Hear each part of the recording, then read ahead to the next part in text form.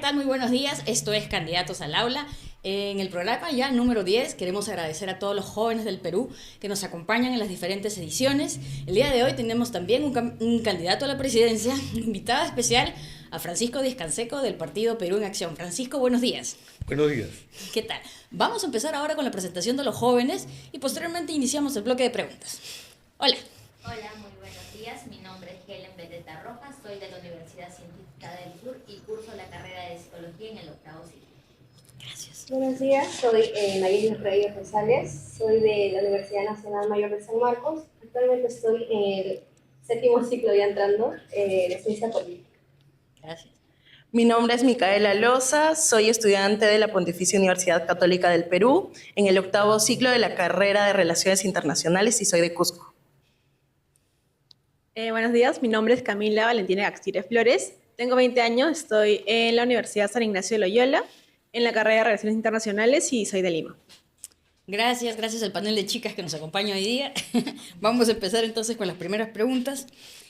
Francisco, para lograr exactamente qué quiere llegar a la presidencia, ¿quién es Francisco Díaz-Canseco?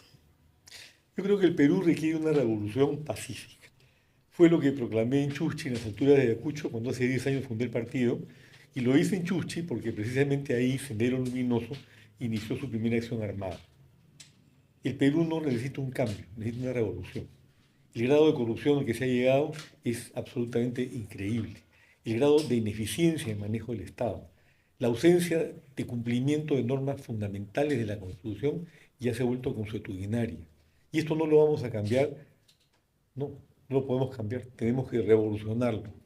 Eso es lo que yo aspiro lograr una vez que gane, como espero, la presidencia de la República el año entrante. Ahora seguro nos va a contar en qué consiste esa revolución. Y una pregunta puntual ahí, justo antes de entrar en materia. ¿Qué lo diferenciaría usted del resto de candidatos? Tenemos como 30 y pico. ¿Cómo le Es va muy con eso? difícil hablar de uno mismo, a mí no me Sí, gusta hacerlo, sí. francamente.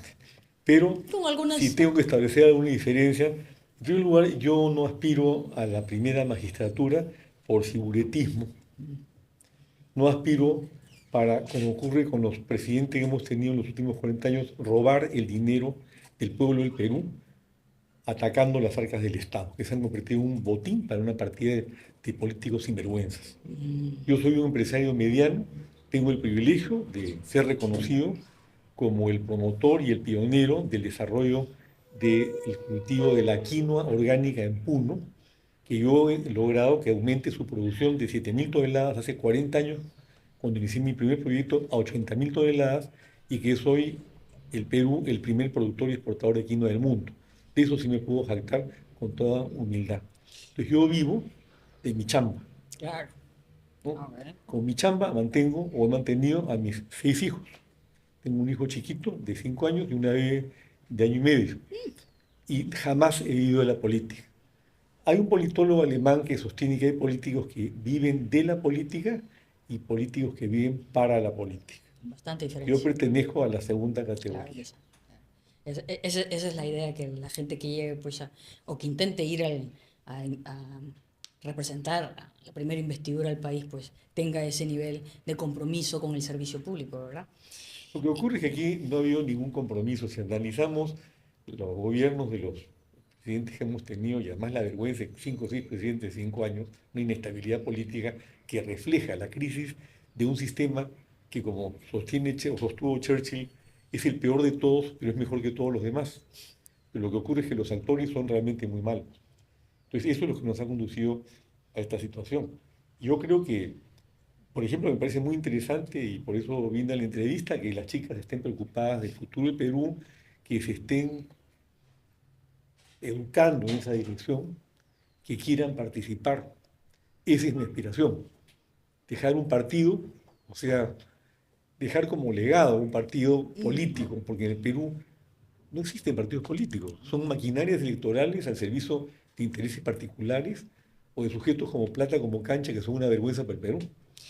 Francisco, antes de entrar en los temas en específico, tres ejes de gobierno que a usted le interesarían más, o cuáles son sus tres temas bandera, de pronto que a usted le interesaría, no en el detalle de un plan de gobierno, pero sí, digamos, cuáles serían las banderas que usted cree que enarbolaría en un gobierno de llegar en el próximo julio. Yo creo que hay un eje transversal que genera la situación en la que estamos viviendo, que es la corrupción.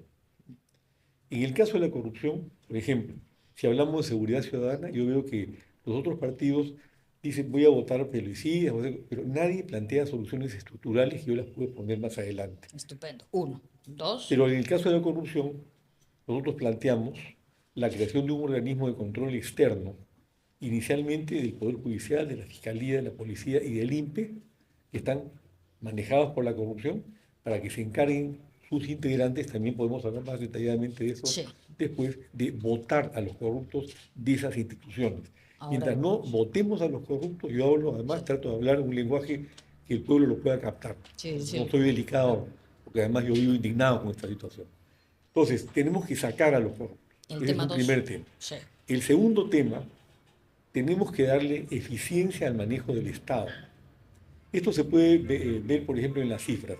¿Sí? Como la Contraloría dice, todos los años se pierden, mejor dicho, se roban 25.000 millones de soles, ¿no es cierto? Eso es corrupción. Pero si, como sostiene el Banco Central de Reserva, todos los años se pierden 20.000 millones en proyectos mal ejecutados, eso se llama ineficiencia. Y si finalmente todos los años se quedan unos 20.000 millones en las arcas fiscales, Sin ejecutar. estamos hablando de un cómo.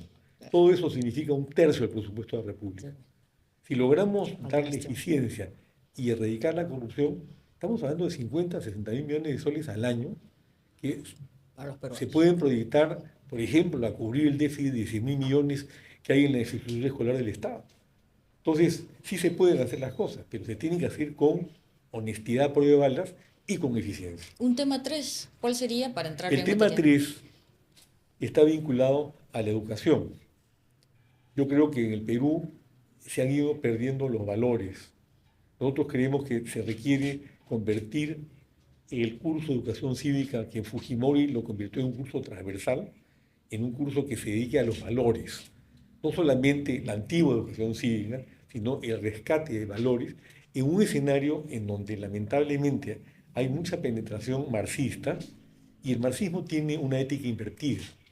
La ética occidental es una ética individual, la ética marxista es una ética colectiva que de esta manera se disfraza para lograr llegar al poder en beneficio del proletariado y como no se contó, supongo yo, en el análisis de Marx original, como tampoco lo hace Adam Smith cuando analiza el capitalismo, con que el ser humano tiene una característica de la cual no se puede despojar, que es la ambición y a veces la codicia.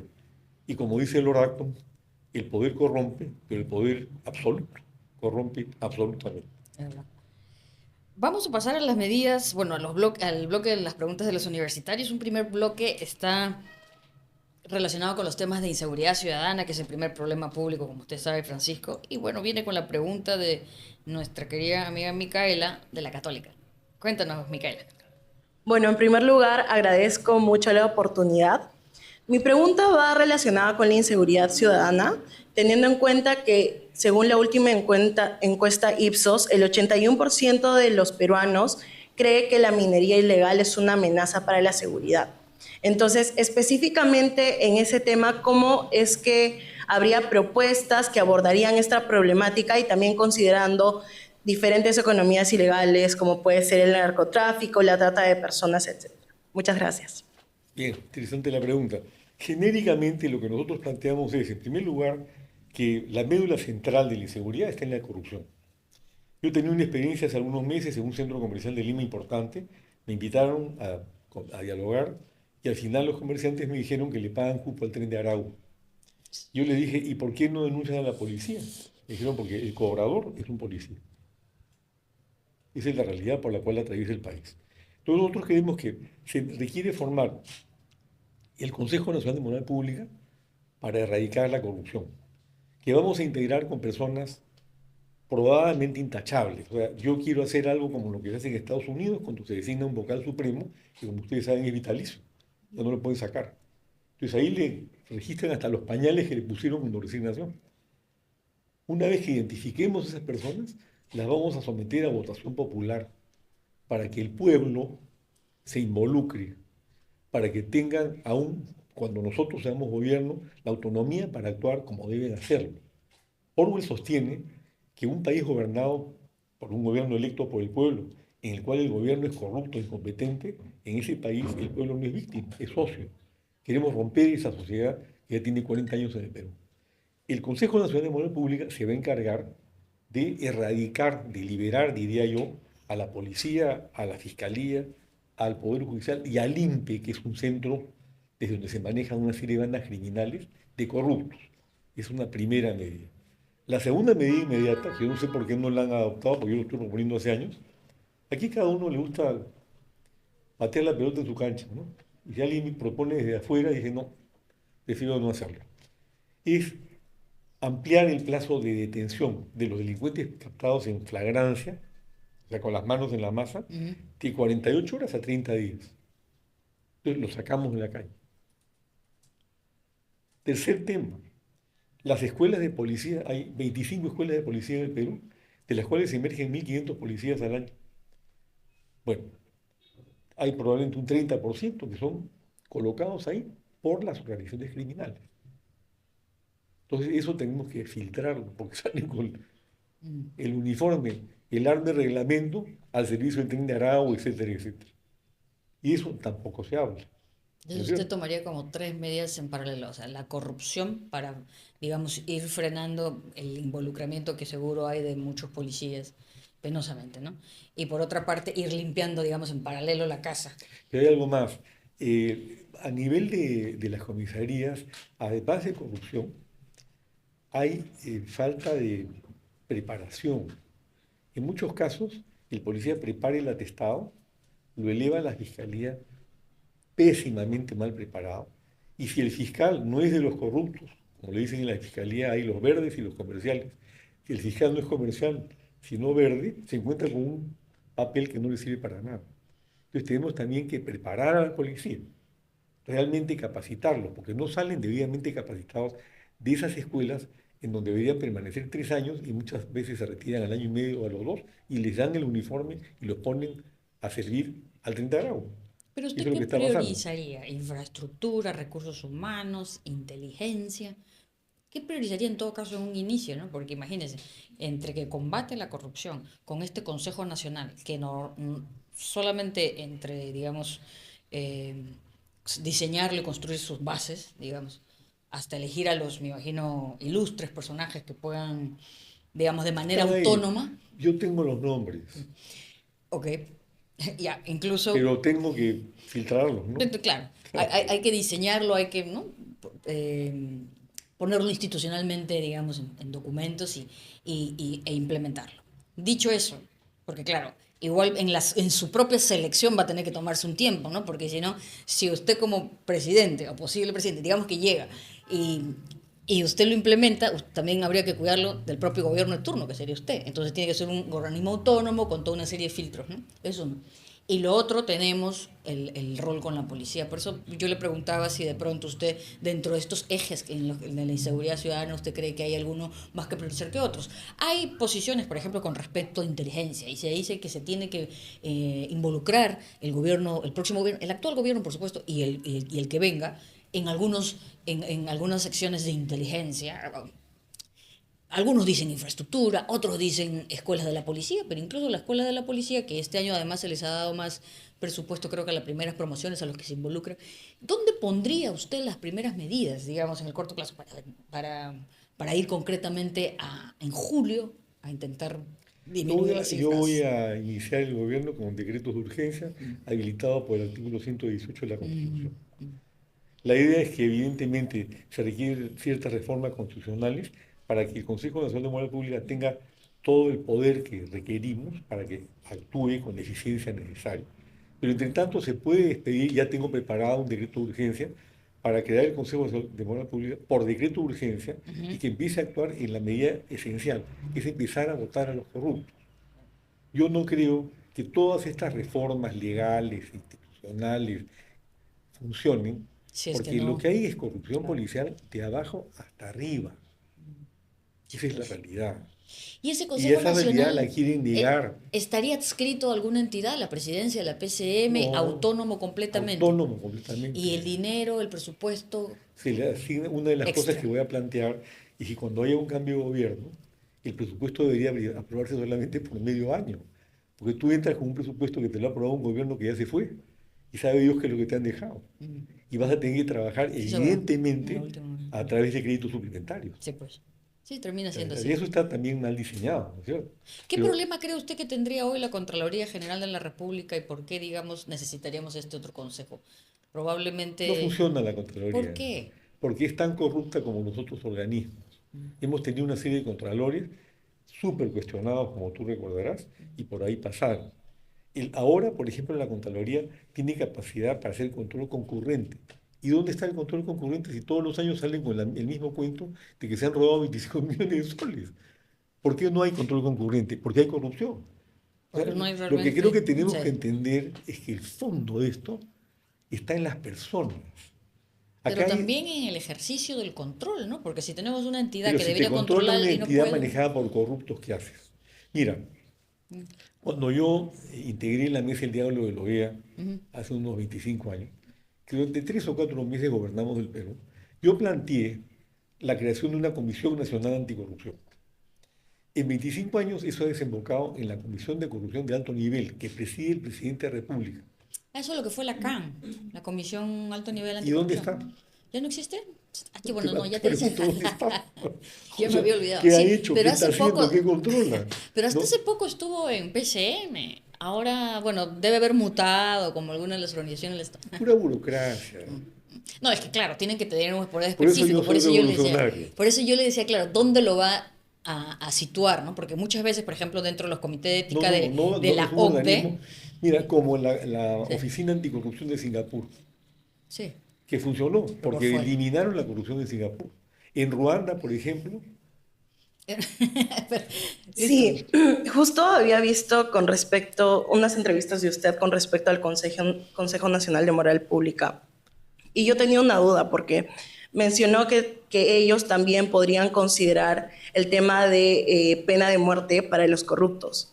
Entonces, en ese sentido, ¿cuál sería el filtraje de las personas que irían a conformar, ¿no? O sea, usted menciona que se les va a investigar, pero específicamente, ¿cuál sería el filtro que se vaya a aplicar por parte del gobierno? yo te corrijo respetuosamente. No he dicho que el Consejo Nacional de Moral Pública va a ocuparse de aplicar la pena de muerte. Esa no es su función, eso le corresponde al Poder Judicial. Sin embargo, sí requerimos determinadas modificaciones constitucionales para que el Consejo pueda operar. Yo no lo he modelado en Singapur o en Ruanda. En Ruanda, por ejemplo, el presidente de Ruanda votó a los 503 integrantes del Poder Judicial.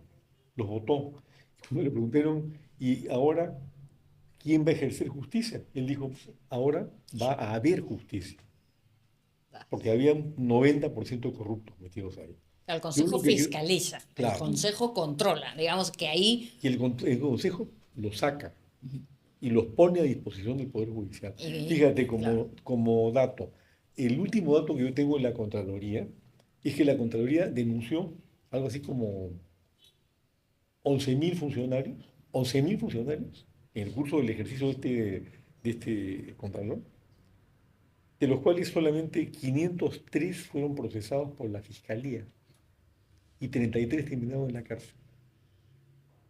Eso es o una extrema ineficiencia de la Contraloría que está denunciando gente inocente o una extrema corrupción de la Fiscalía que está dejando pasar por alto una serie de casos que deberían haber desembocado en la condena correspondiente, ¿no? Y además porque Entonces, toda institución se maneja con presupuesto. Pues puedes tener una Contraloría que si no tiene el presupuesto suficiente no tiene dientes tampoco, ¿no? pero que tiene que estar manejada por gente honesta. Sí, sí, sí, no, de acuerdo, eso sí, por supuesto, El eso lo damos fondo, por hecho. ¿sabes qué cosa acá en el fondo es ese? O sea, por donde tú volteas. ¿No? El otro día a mí me han chocado en la carretera sur.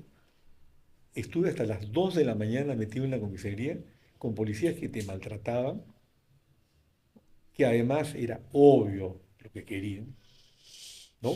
Y yo era la víctima, a mí me habían chocado por atrás. Y resulta que yo me dije, usted no se puede retirar porque de repente usted es el responsable de que me choquen por atrás. Y me destruyeron el auto, pérdida total. Entonces, además, todas estas cosas yo las voy registrando y digo, bueno, me estoy equivocando, ¿cómo corrijo? ¿No? Pero ahí tuve la vivencia de lo que está pasando, que nos pasa a todos, ¿no? Ustedes, por ejemplo, chicas, ¿confían en los policías? Nadie confía en los policías. Y hay buenos policías, pero desgraciadamente, como me dijo un día una fiscal, en la fiscalía es igual. Dijo, mire doctor, aquí hay verdes y comerciales. Dijo, yo soy verde. ¿Y por qué no votas a los comerciales? Porque no puede, porque son poderosos, porque están desde arriba. Entonces, tenemos que hacer esa limpieza. Por ahí tiene que comenzar todo. Es un tema de personas. Ahora, tú me preguntabas el tema de cómo pensamos integrar el Consejo Nacional de Moral Pública. Mira, vamos a hacer una convocatoria pública. Se presenta. Luego, vamos a hacer el filtro. Tenemos que investigar a cada una de las personas. Porque también nos hemos acostumbrado, el caso de Patricia Benavides y de Elia Espinosa, que ningún le estuvo limpio. Yo no me alineo con ninguno de las dos. ¿Ok?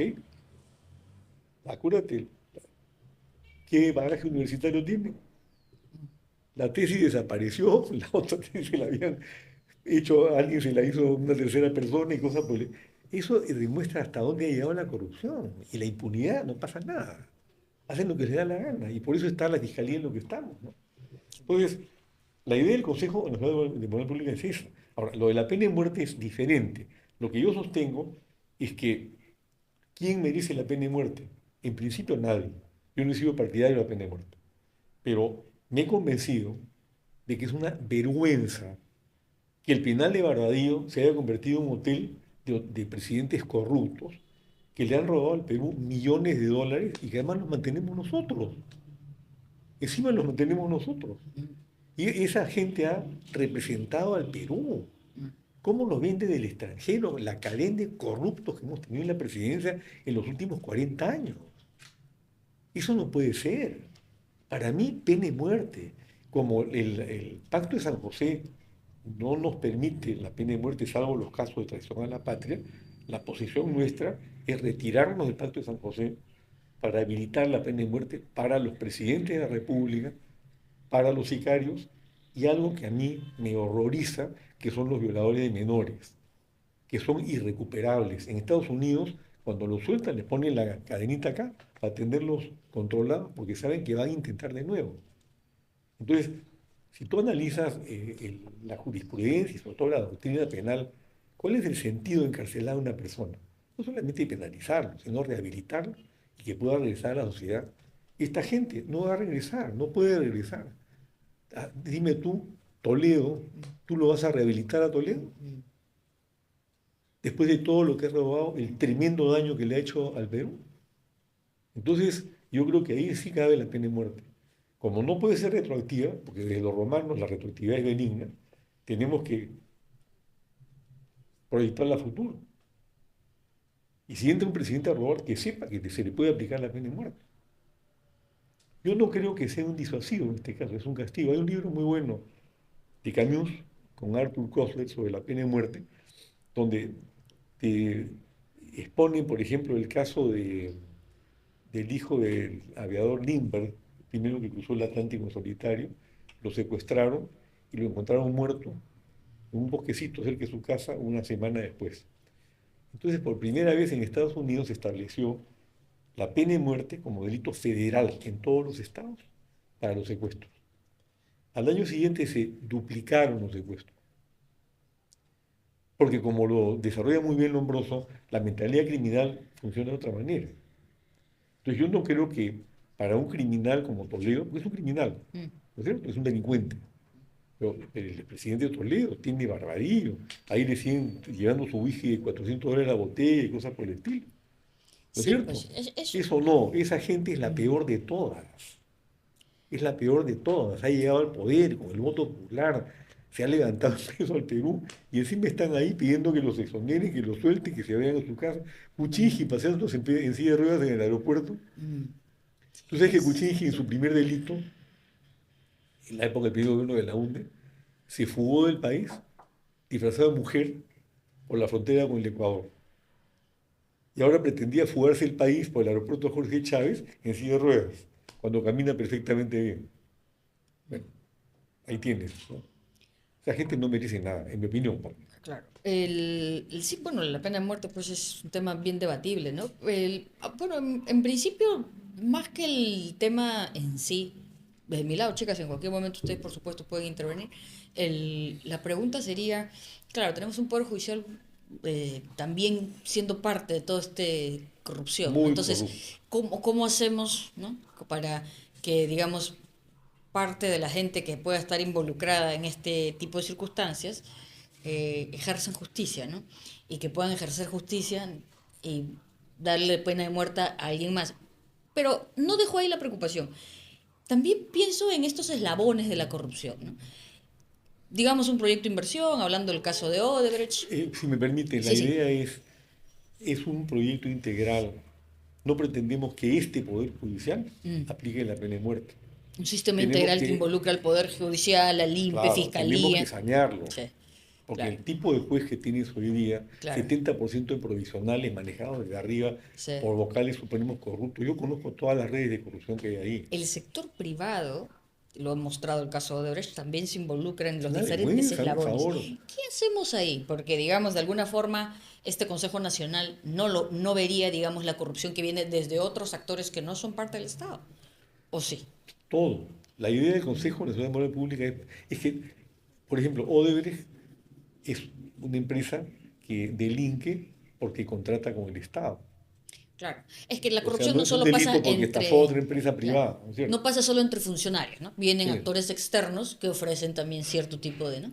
Por eso le preguntaba, ¿este consejo está enfocado en los funcionarios o está enfocado también en una mirada transversal con respecto a los actores que también generan la Inicialmente corrupción? vamos a enfocarlo en la policía, el Poder Judicial, la Fiscalía y el INPE. El INPE, por ejemplo, maneja 68 penales. Cada uno de esos penales levantan los internos 50.000 soles mensuales de bolsa, que va a dar arriba. Son 3,5 millones de soles al mes que se reparten las autoridades del INPE. Y esto yo lo sé, porque en mi comisión de plan de gobierno tengo a 2 exautoridades del INPE que me han informado directamente cómo funciona el sistema y que se fueron, lo votaron porque quisieron operar en esa dirección. Por eso, Sheriff va a hacer su recorrido, Sí, eso le iba a comentar. ¿no es Claro. cierto? Hace sus requisitos celulares y al día siguiente todos los que perdieron el celular tienen su iPhone de último modelo para seguir operando. Se supone que viene una reforma. Tienen un banco interno. Mm. En el INPE hay un banco que manejan los propios internos o las organizaciones criminales. ¿Cuál es el banco? Mundo, o sea, No, es un no es este. submundo que no conocemos y que tú te sorprendes cuando Sí. te empiezan a describir lo que pasa ahí. Con ese detalle. Pero claro, además el INPE Y desde pertenece ahí al se Ministerio de manejan Justicia. ¿Qué pasa secuestros, ahí, no? extorsiones, asesinatos y todo lo demás. Sí. Vamos a pasar al siguiente bloque, que es el bloque de economía, ¿puede ser, Ani? Género. Viene desde la universidad. Cuéntanos, Ani. ¿Quién participa o es presencial? No, es virtual. Está a cargo de Adita Gutiérrez de la Universidad Nacional de la Amazonía Peruana. Listo, Anita, bienvenida. Muchas gracias por participar. Yo no sé si Anita conoce al doctor Campos Vaca, No se le que es escucha, mi pero... candidato a senador en Loreto, Sí, súbele, por que es favor. una eminencia, debe conocerlo según el A ver, a ver. Hay que pagar algo. Bueno, En todo caso, empecemos, ¿no? sí, sí, ya estamos, ya estamos. Estimado futuro presidente, señor Díez Canseco, tenga usted muy buenos días. Mi nombre es Adita Cristina Gutiérrez Noroña. Como ya se mencionó, soy estudiante de la Facultad de Derecho y Ciencia Política de la Universidad Nacional de la Amazonía Peruana, de Iquitos, Loreto, y agradezco la oportunidad de participar en este diálogo.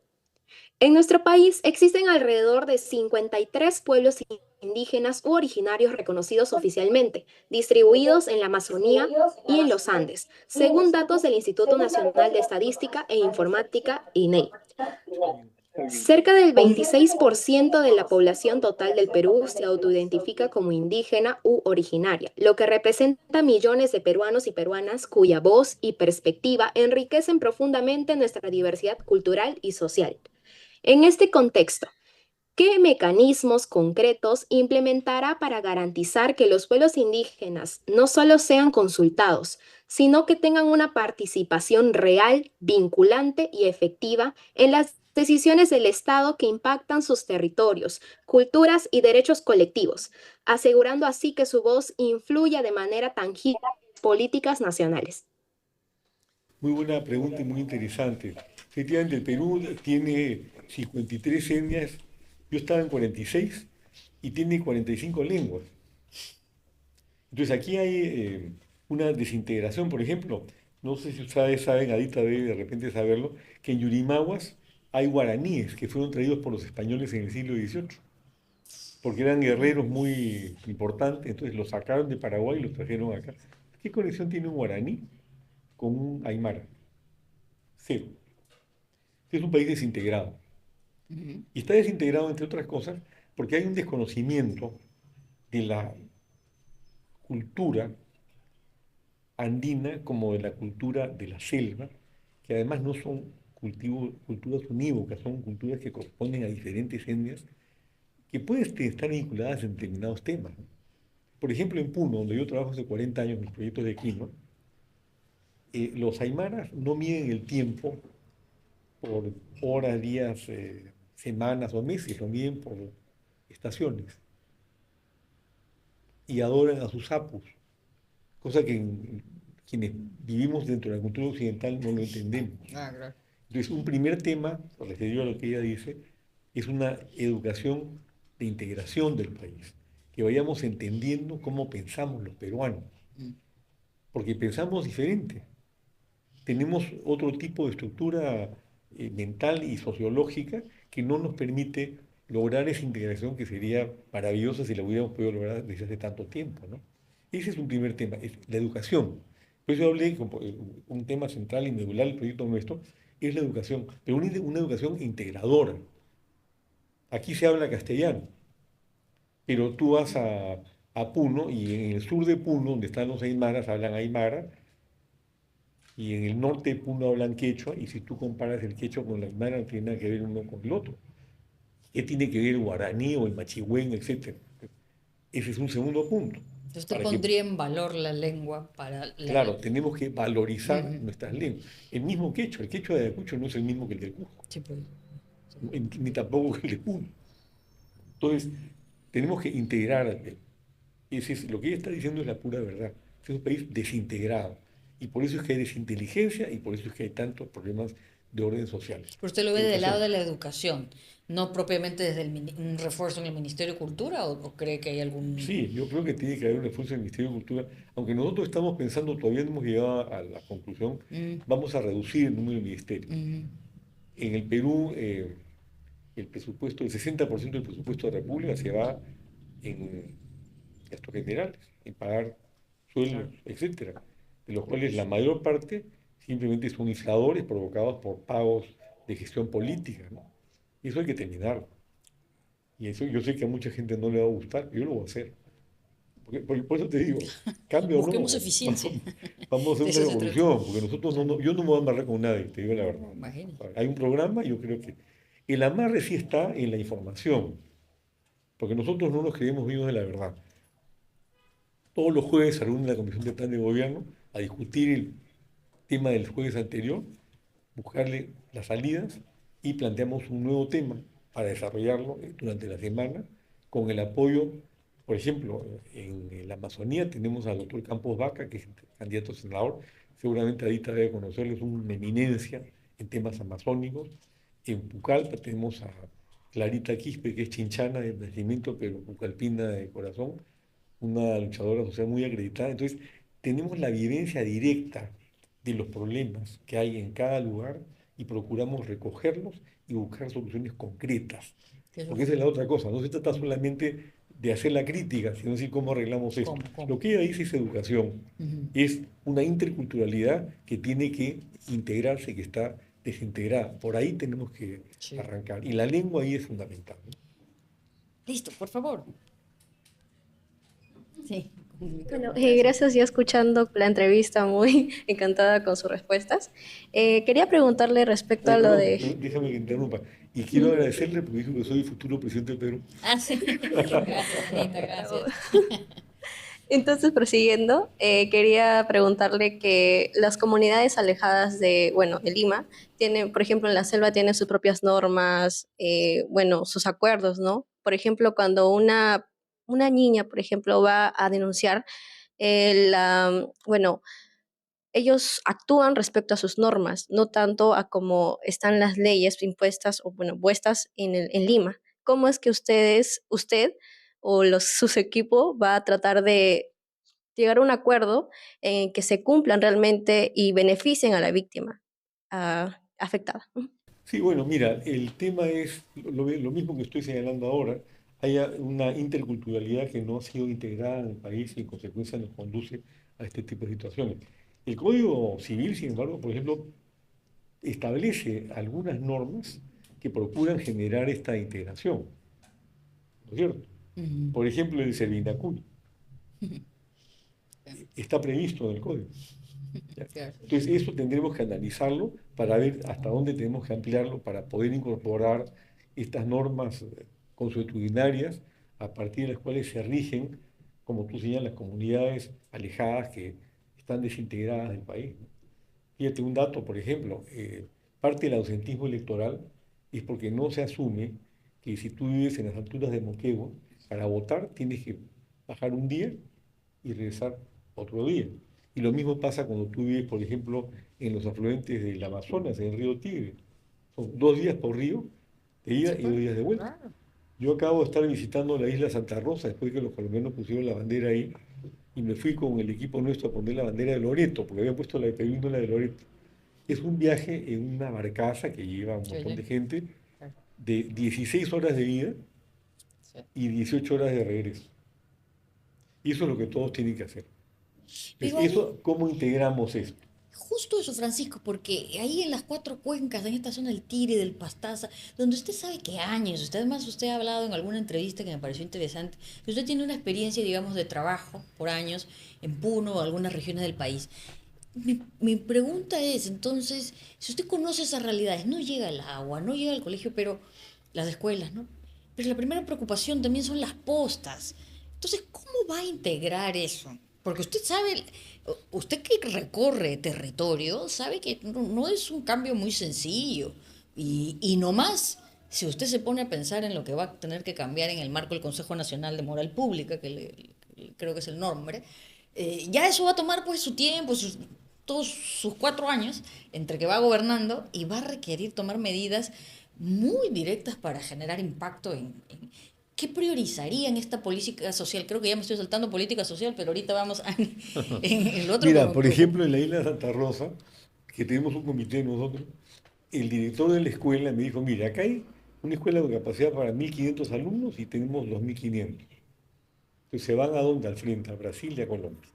Segundo, su hija se enfermó, entonces la llevó a la posta, hablando de posta médica. Pero la chica no tenía CIS, que él sí tenía. Ujú. Entonces le dijeron, no la podemos atender. Sí, pues, yo no lo Entonces él creo. dijo, bueno, pero yo pago, ni No pagando. puede. Tomó su chalupa, su canoa, como quieras, y se fue al frente, a Colombia, donde hay tremendo hospital. Entonces, tiene que haber, no hay una política de fronteras. Es verdad. Nunca ha habido, tan no ha habido Mm, que nosotros tenemos otro récord mundial, ¿no? Hemos perdido territorio con Ecuador, con mm. Colombia, con Brasil, hasta con Bolivia hemos perdido Claro, se territorio supone que y hay con los Chile. acuerdos binacionales, ¿no? Que se supone que los dirige PCM, presidencia, pero claro, digamos como diseño Mucho institucional. acuerdo y poca acción. Mm. Por eso mi partido se llama Perú Acción.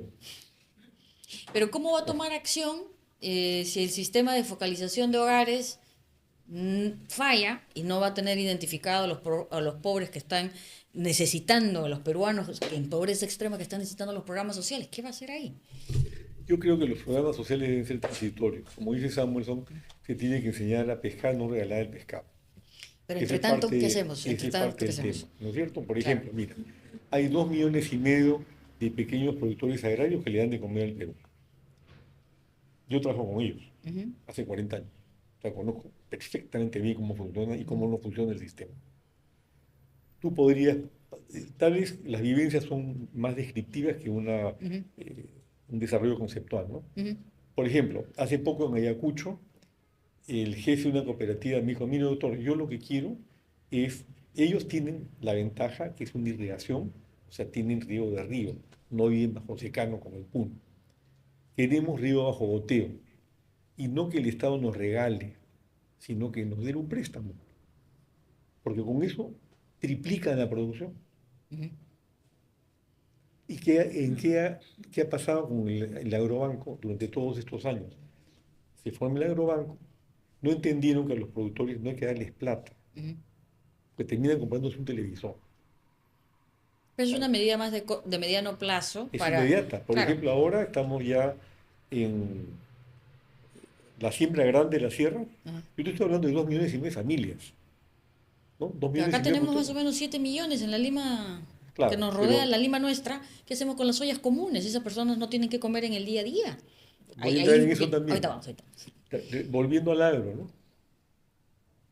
A ellos se les tiene que dar fertilizantes, pesticidas, fungicidas, semillas certificadas. Por ejemplo, en el caso de la quinoa, que yo conozco porque yo trabajo esto hace Sí, 40 sí, años, claro. en Puno además, ¿no? Los pájaros se llevan el 30% de la producción. ¿Los pájaros? Sí. ¿Cómo así? Cuéntanos. Entonces, a la hora de la cosecha salen las panojas y el pájaro va y se va comiendo la quinoa. Entonces, ¿cómo evitas eso? Puedes poner maíz arrachil, que es lo que se hace en Ica con la uva, pero si tú haces un costo-beneficio, como la quinoa es un cultivo anual, no rinde la maíz arrachil.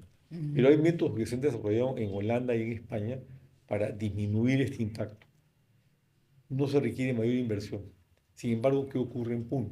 Pongo el ejemplo, a mí me gusta hablar por ejemplos, porque lo que yo estoy describiendo, tú lo puedes extrapolar y se repite en todo el Perú. ¿Ok? Ujú. Mira, el De alguna presupuesto. forma, ¿no? Porque las realidades son diferentes, pero No, no, digamos. pero lo que te estoy describiendo sí se repite de todas ¿Sí? maneras. Mm. Pues yo, mira, yo he tratado de sacar proyectos en Arequipa. Sería otra descripción de lo que funciona, de cómo no funciona el Estado y la corrupción existente. En Mollepata, en el Cusco. He desarrollado un proyecto de banano orgánico en Sullana, pero ahora me voy a referir a Puno. Bueno, ¿cuál era hace 8 años el presupuesto de línea de Puno para quinoa, que es la primera región productora de quinoa en el mundo? Dame una cifra. Dime, pues. La verdad que... Inventa algo. ¿Cuál es la producción, me dice? No, no. El presupuesto de línea, el Instituto Nacional de Investigación Agraria, para quinoa en Puno. Ah, no, pues debe ser irrisorio, imagínese. Ya, ¿Cuánto? Millón. Millón. Ya. ¿Tú? ¿Cuánto? Medio millón. ¿Sí? Ya. ¿Y tú? 800.000. 500 soles. 500 soles. No, diga eso, Francisco, ya está preocupando demasiado esto. Y al año siguiente aumentó a 25.000 soles porque contrataron a un ingeniero emparado que ganaba 2.000 soles mensuales. Claro. Eso Sí, es. no, Eso es real. claro, claro. ¿Te das cuenta? Sí. En Arequipa, yo quise desarrollar un proyecto, un viejo proyecto de la cooperación holandesa, que el gobierno de Fujimori se lo había adjudicado a una empresa privada con cargo a que siguiera desarrollando la investigación, que para eso era. Estaba tirado. Simplemente explotaron las tierras, pagaban un sol al año y toda la inversión holandesa, chao.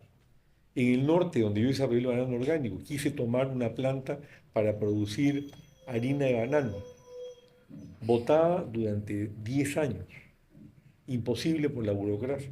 En Mollepata, que tiene 3 pisos, quise desarrollar un proyecto de ajonjolí abajo, en el piso bajo, el intermedio de kiwicha y el de arriba de quinoa. Eran como 50 hectáreas. Después de 6 meses me dijeron que no, y ahí sigue botado. Porque esa es la historia del Perú, es la historia de la corrupción, es la historia de la ineficiencia. Si yo hubiera aceptado con el INIA del Cusco pagar una coima, me hubieran dado seguramente la adjudicación.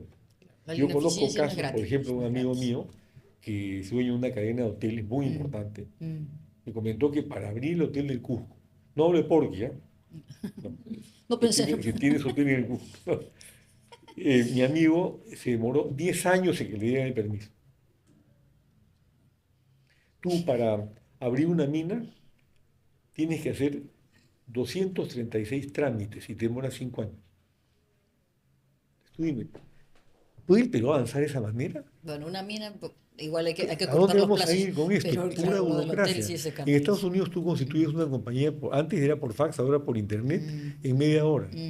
Pagas $150 y tienes tu... ¿no? Tu compañía ahí para que funcione. Acá tienes que ir al notario, firmar. ¿Cuánto te demoras? Un mes, Mm. ¿no?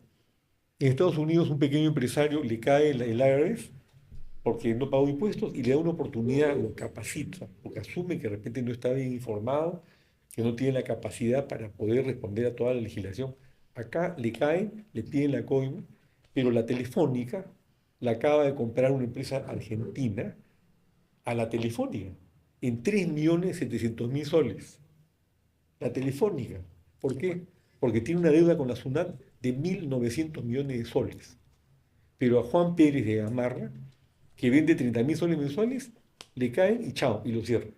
¿Por qué Eso pasa hay eso? que terminarlo, ¿Cómo lo acabamos?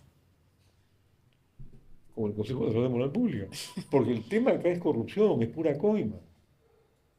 No, Son pero sistemas también establecidos. redistribuyendo recursos, ¿no? Porque hasta cierto punto la SUNAT ahí ejerce un rol fundamental para que sean más benignos con unos o más duros con otros. ¿Qué La medida? SUNAT además se mantienen impuestos inconstitucionales, por ejemplo el ITAN, que es el impuesto a los activos fijos netos. Tú tienes, vamos a decir, en activos fijos 1 millón de soles y tienes en pasivos 500.000, tienes activos netos por 500.000, te cobran un porcentaje mensual sobre eso, que es un pago a cuenta del impuesto a la renta. Y simultáneamente te cobran un porcentaje sobre tus ventas a cuenta del impuesto a la renta. Y si a fin de año tú perdiste plata y dices quiero que me devuelvan mi plata, se demoran 6 meses en devolverla y encima te meten un par de auditorías para que no te den ganas de pedir la devolución. Así es como, yo te lo digo como empresario, ¿no? O sea, así es como funciona. Vamos al siguiente bloque antes que se nos pase demasiado el optimismo, digo. ¿Cuál es el bloque que nos toca, por favor? Gracias al equipo país. Ani. Salud. Salud. Viene la pregunta sobre salud Desde Ucayali con Elías Pilco. Hola, Elías, bienvenido. ¿De repente la lata? ¿O el sonido? Ahí está. Y sigo como adicta.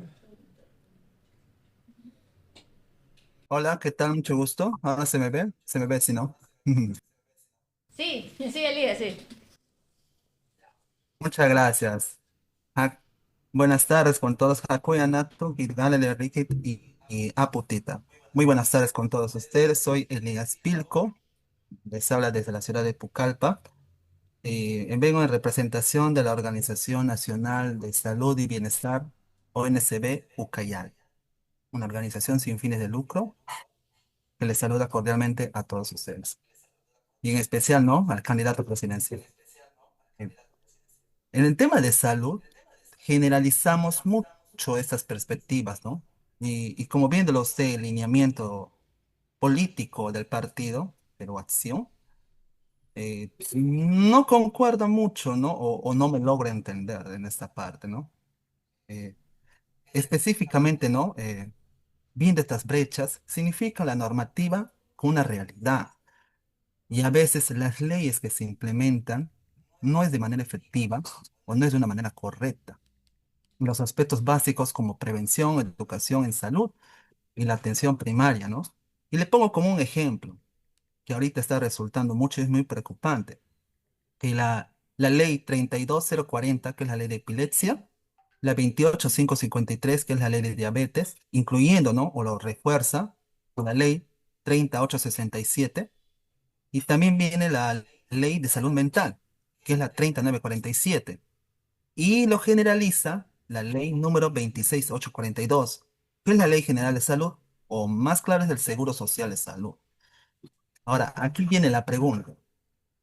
¿Qué mecanismos concretos propone usted con su partido, incluyendo que va a tener bancada, para asegurar que las leyes y o decretos en temas de salud ya existentes se implementen efectivamente en todo el país, fortaleciendo la prevención y la atención primaria, tomando en cuenta que las realidades de cada región son distintas? Gracias, Elías.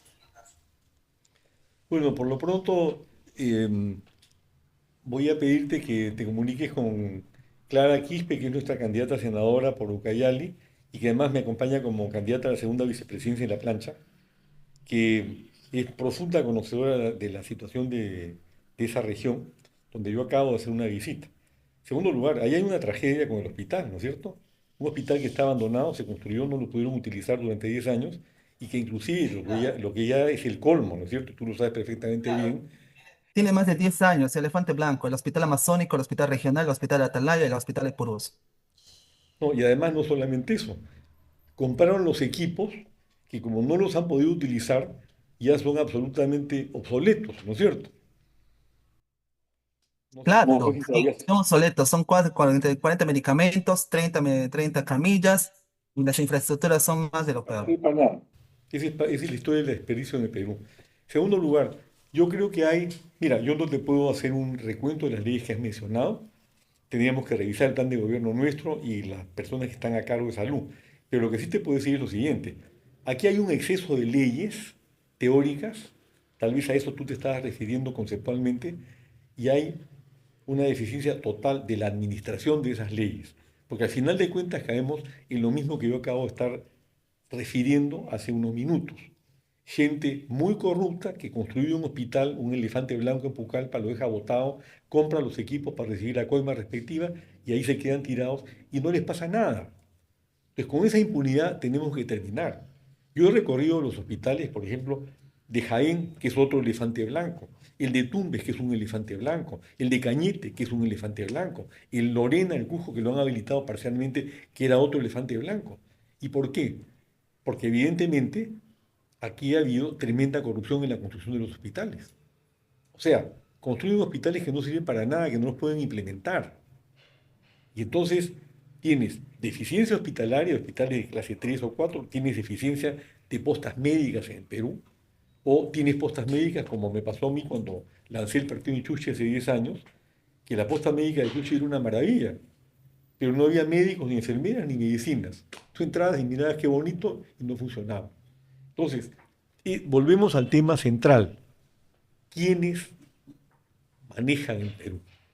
Perú ha estado manejado todos estos años por presidentes corruptos, sin sensibilidad social, con carencia de vocación cívica, que han llegado al poder a llenarse los bolsillos y rodeados de gente con las mismas características.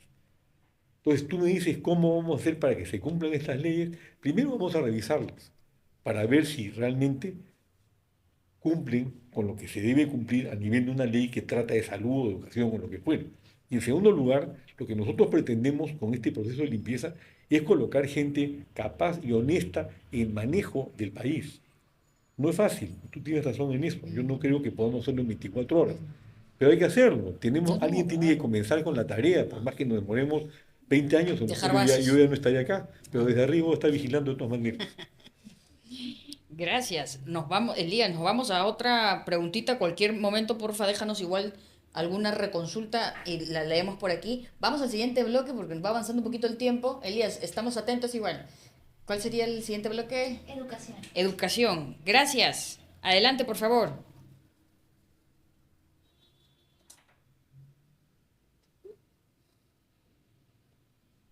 Buenas tardes, soy Daniel Luyo de la UCIL, de la carrera de Relaciones Internacionales, sexto ciclo, y es un gusto realmente hablar con usted.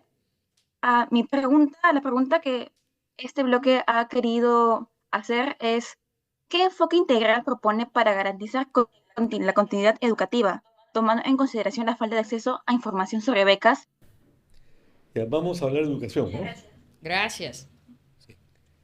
El problema de la educación en el Perú se inicia con la anemia. Si tú tienes 43% de los niñitos de 12 a 36 meses con anemia, que debe ser mucho más, con situaciones increíbles, ¿no? En Ucayali hay 72% de anemia. Igual que en Puno, por ahí va, ¿no? Y Puno, que es el Increíble. colmo, que está en 69%, cuando es el primer productor de quinoa, que es el mejor alimento para los niños. Y eso le quería preguntar, usted que ahí dice que trabaja en Así los es, diferentes, bueno, concentrado en el tema de la quinoa, ¿verdad? así es. Imagínese, debe ser una frustración. Eso es por ignorancia, porque ellos, de ahí me extendería en otro tema, Sí, sí, sí, perdón. pero vamos a entrar en este, ¿no? Sí, vamos. Entonces, para mí, el origen de esto está en la anemia. Cuando un chico no La anemia es incurable. Si no se trata en ese periodo, va a haber una disminución de la capacidad cognitiva que luego se va a reflejar no solamente en el rendimiento en la escuela, sino el rendimiento toda su vida.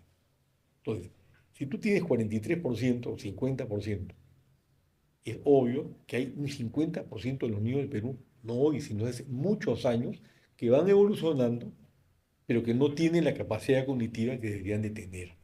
Eso explica parcialmente el bajo rendimiento, ¿no? Sí, sí, sí, claro. Ahora, tú sigues avanzando y te encuentras con que el 50% de las escuelas del Estado carecen de agua y desagüe. Sí. Generalmente en las zonas rurales. Están mal ubicadas. Un chico camina 5 o 10 kilómetros ida y vuelta para llegar a una escuela que no tiene agua ni desagüe y donde un profesor desactualizado enseña desde kindergarten hasta sexto de primaria. Entonces, hay que actualizar a los profesores, hay que procurar despolitizar a un gremio que está altamente politizado. Y hay que procurar también reubicar esas sedes y que tengan una infraestructura adecuada. Pero si tú a esto le sumas que el grado de pobreza en Perú ya está en 30% y ha crecido enormemente en los últimos años, y la pobreza extrema está aquí ya creo que en 17 de nuevo, entonces, ¿qué ocurre aquí? Que esos chicos están mal alimentados. Entonces les pones caliwarma, Peor. que en quechua quiere decir, ¿sabes qué significa en quechua caliwarma? No recuerdo, no recuerdo ahora. Niño vigoroso. Ah, con cachita. Imagínate, niño vigoroso, una tomura de pelo, ¿no? Bueno, yo he recorrido colegios para ver cómo funcionaba caliwarma y descubrí que la ración estaba en 2 soles y el valor real de esa ración era 80 centavos. Aparte de los escándalos, ¿no? Que le dan comida de perros y malgrada y todo lo demás. Entonces, se tiene que hacer no caliwarma, un programa integral que comprende, entre otras cosas, que los chicos no solamente toman desayuno durante el periodo escolar, sino también en las vacaciones. Porque en este caliwarma, en vacaciones ya no había desayuno, pero los funcionarios seguían robando y seguían cobrando. Entonces, tenemos que hacer una revolución alimenticia con los chicos para que estén bien alimentados. Desde el saque, anemia, bien alimentados en la escuela, profesores bien preparados, bien pagados y actualizados. Una estructura que tiene un déficit de 100.000 millones de soles, que sí se puede ir paulatinamente cubriendo, no solamente con dinero del Estado, sino a través de asociaciones público-privadas. Eso sería fundamental, porque entre que mejoramos la infraestructura o cuando menos ponemos agua en los colegios para que puedan haber, en el hipotético, que pase del Ministerio de Desarrollo e Inclusión Social, lo que, bueno, fue Caliwarma y ahora tiene otro... Ya lo cerraron. Sí, pero tienen otros nombres, digamos. Curari, Jaruri, No, que pero significa comida digamos, doméstica o algo así. sí, sí, sí, hay otros nombres, pero más allá de la nomenclatura, una de las políticas que se está considerando era salir de, que salga de inclusión social para que vaya precisamente a educación y que desde educación, ¿no? Siempre que se pueda garantizar infraestructura en asociación público-privada, que sería interesante, para que también puedan tener las cocinas, porque como usted bien dice, claro, podemos tener, si el programa es ineficiente por A, por B, por C, porque los proveedores locales que puedan llevar o no el alimento, en fin. Pero si está bajo la escuela, y muchas veces los padres toman la batuta, digamos, la organización de la comida para los muchachos, es fundamental, ¿no? Ahí podría quizás mejorar el asunto. Y con respecto a los jóvenes, pues, perdón, a los bebés de 0 a 36 meses, ¿no? ¿Cómo fortalecer el Ministerio de Salud? Yo recuerdo, bueno, no es que haya vivido esa época, pero me contaron, y me pareció una buena medida, cuando veíamos esto de la anemia, porque es un problema escandaloso, creo yo, así que al igual que la corrupción, que podamos ser capaces de convivir sabiendo que la población más pequeña de nuestro país... Muy posible, ¿no? Exacto, o sea, pueda realmente tener ese nivel de porcentaje en ciertas zonas como Puno, ¿no? Como el sur del país, uno dice, ¿por qué tanto, no? Y claro, el desafío del ministerio es llegar. Y una de las políticas que se había implementado creo que fue el primer gobierno de Alan, no quiero hacer proselitismo de ningún partido, pero lo que quiero señalar es porque hablo más bien del funcionario más que del político que me contó en ese momento, no del presidente, sino un funcionario de ese gobierno. Una medida que me pareció interesante, que fue un despliegue de gente que llegaba a las zonas tal cual bueno, muy alejadas, llevando los productos digamos, mínimos que puedan requerir las casas, ¿no? Entonces, a veces uno desde Lima puede creer que eso por sentido común seguro eso ocurre, ¿no? Pero no ocurren esos mínimos, simplemente muchas veces es la madre que no tiene acceso o está en la posta y tampoco la posta te va a te va a cubrir esas mínimas necesidades, ¿no? Duele mucho, En el ¿no? caso de la anemia Karen hay dos cosas importantes, ¿no? Primero, las madres anémicas, Claro, desde el que embarazo. trasladan, claro, desde el embarazo. Es un tema que no se toca. Y en segundo lugar, que no se trata solamente de que coman bien o de que tomen hierro, sino que hay chicos que tienen problemas de absorción del hierro, Aseguro. que es otro tema que tampoco se toca. Imagínense, no creo. Entonces, todo esto está enhebrado con educación. Porque, ¿cómo es posible que en Puno, el primer productor de quino del mundo, tenga uno de los índices más altos de anemia del país? ¿O cómo es posible que haya un índice muy alto de anemia en chiquitos de familias que tienen buena posición económica?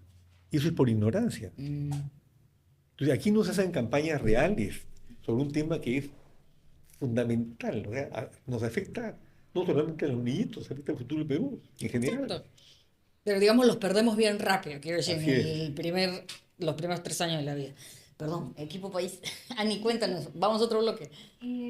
Daniel Ullo va a volver a hacer su pregunta porque se interrumpió. Ya, Daniel, muy puntual. ¿Y de ahí quién viene? Sí, sí, O disculpe, realmente no sabía que se había cortado el audio, perdón.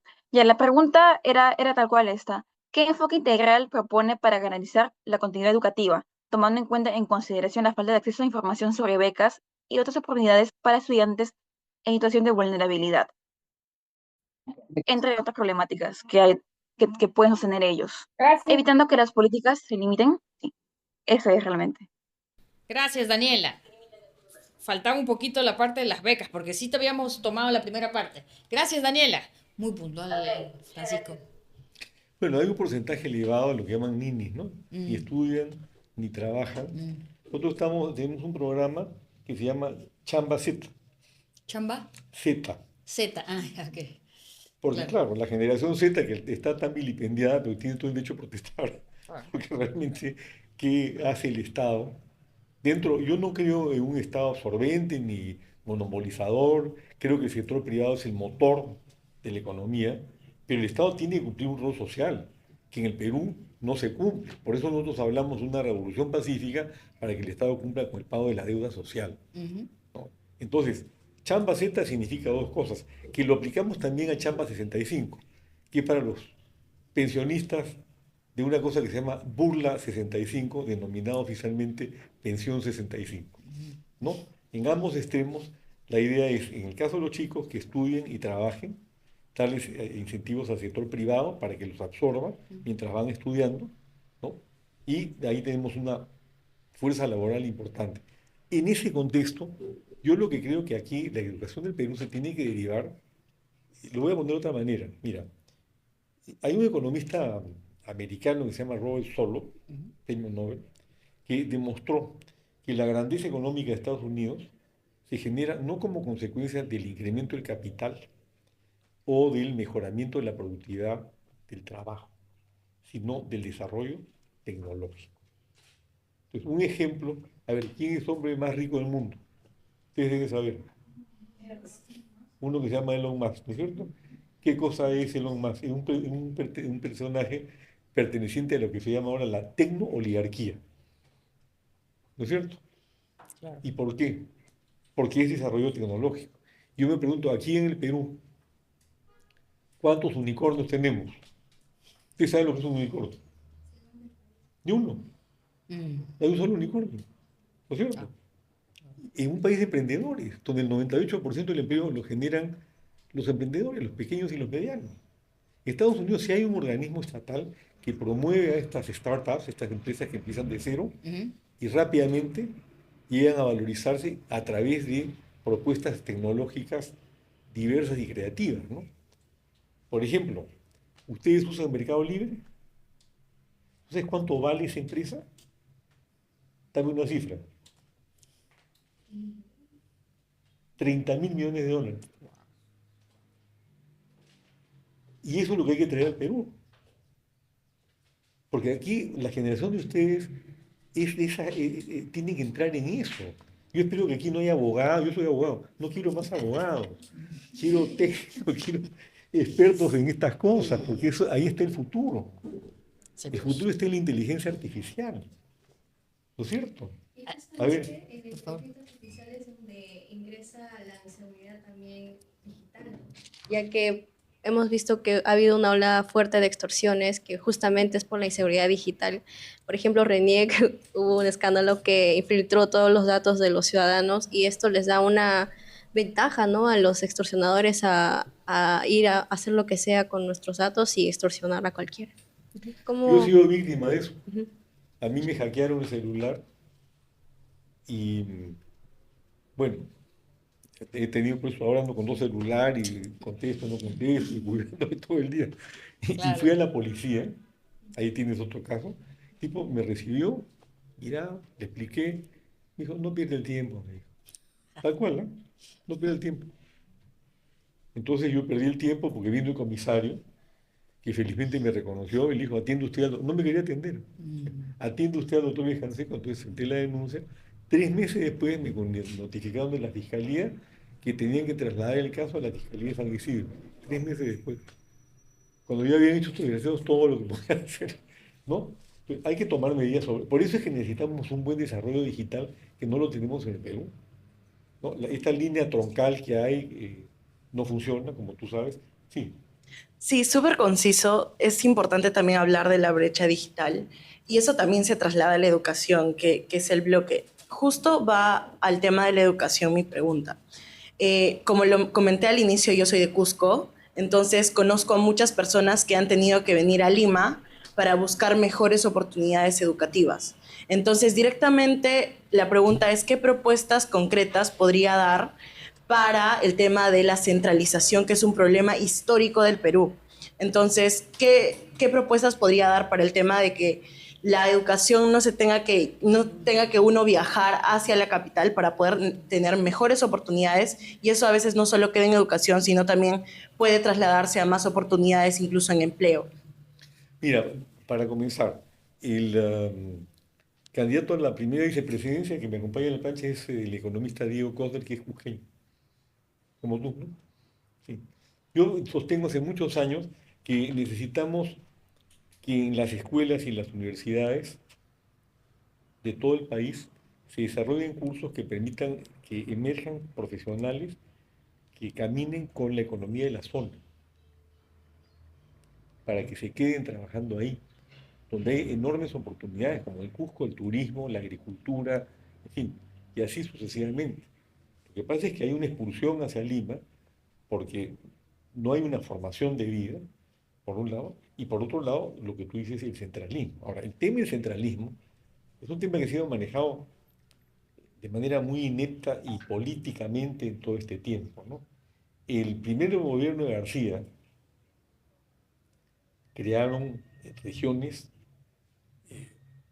que no respondían a la realidad. Yo me acuerdo, por ejemplo, una región era la de La Libertad con San Martín, donde hasta ahora no hay ni siquiera una carretera entre Trujillo y Moyobamba. No hay carretera. Entonces, ¿qué integración podía haber? Luego cambiaron el sistema y ahora las regiones son los antiguos departamentos. Entonces viene el otro tema.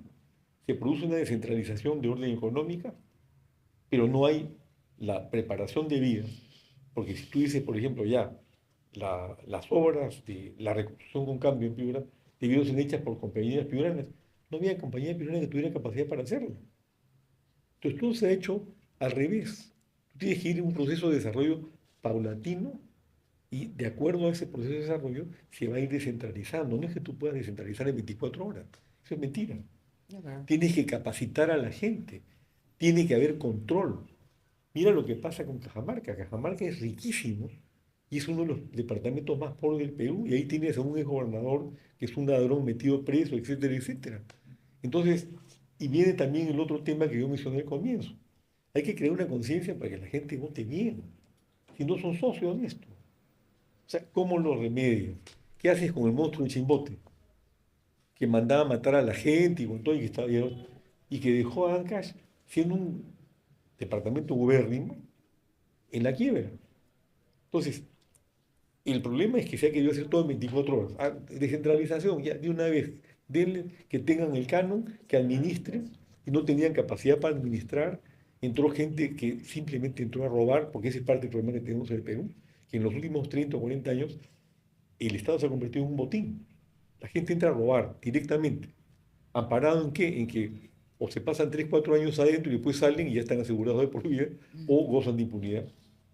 Entonces, esa descentralización inmediata no existe.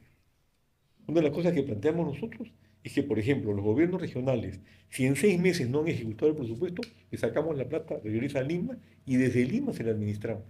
En 6 meses no pueden ejecutar, ¿no? Muy poco. Si aquí los ministerios tienen, no pueden en un año, imagínense, un poquito, dele más tiempo, porque imagínense, si las capacidades a nivel nacional no existen, imagínense cómo también Lima se traslada ejecuta esa hasta el capacidad. 90%. No siempre, no siempre. No, pero normalmente está Pregúntale al ahí. Ministerio del Interior. Ah, bueno, pero no, es que ya también si hablamos segmentado, la cosa es distinta, pero digo, en general hay que tomar medidas No, pero, para que se acostumbren a que lo que está pasando ahora, que no puedes transitar por Lima, ¿qué pues? porque a estos alcalditos se les acaba el año y no ejecutan el presupuesto. Entonces, tienen que hacer la obra de una vez, por hacer la obra, no, para robar. El 96% de los alcaldes electos en las últimas 4 elecciones han sido acusados de corrupción. En la elección anterior, los gobernadores que terminaron su gestión tenían 577 denuncias penales. Sí, hubo bastante, varios, ¿no? Cuando caían, no, mejor ni recordar. Eso es. Sí. Por eso necesitamos una revolución. Adelante, por favor. Hola. Bueno, mucho gusto. Es un placer tenerlo aquí y contar un poco más de su experiencia desde su perspectiva y tener conocimiento, ¿no? Para tomar una buena decisión respecto a nuestra votación, ¿no? Y bueno, mi pregunta va más a la dirección de una educación inclusiva. ¿Qué pasa con aquellos niños o padres de familia que tienen bajos recursos y cuentan con los hijos, ¿no? Mayormente, por ejemplo, con una discapacidad intelectual o con un síndrome de Tourette? ¿Cómo usted, qué medidas implementaría para tener una educación inclusiva en estos espacios, ¿no? de las aulas y que se haga una prevención frente a la discriminación o el bullying que estos niños podrían sufrir o incluso de los maestros, porque sí ha pasado? Mira, yo creo que un sistema que puede funcionar es el del bono, que el padre puede escoger la escuela, que no queda amarrado a una escuela determinada y eso puede darlo el Estado. Eso es educación inclusiva, porque además no tendríamos no necesariamente ir a una escuela de Estado, se puede ir a una escuela privada. Eso tenemos que manejarlo presupuestariamente, ¿no? Y también en la asociación público-privada. Y por otro lado, en el tema de discapacidad, en el Perú hay 3 millones de discapacitados. Yo no les llamo discapacitados, son personas con habilidades diferentes, que es distinto. Y tengo en la lista, en el número 10, a mi querido sobrino, hijo de mi sobrino nieto, voy a decir hijo de mi sobrina Nel, que padece de la enfermedad de Duchenne. Ustedes saben que la enfermedad de Duchenne es una enfermedad degenerativa.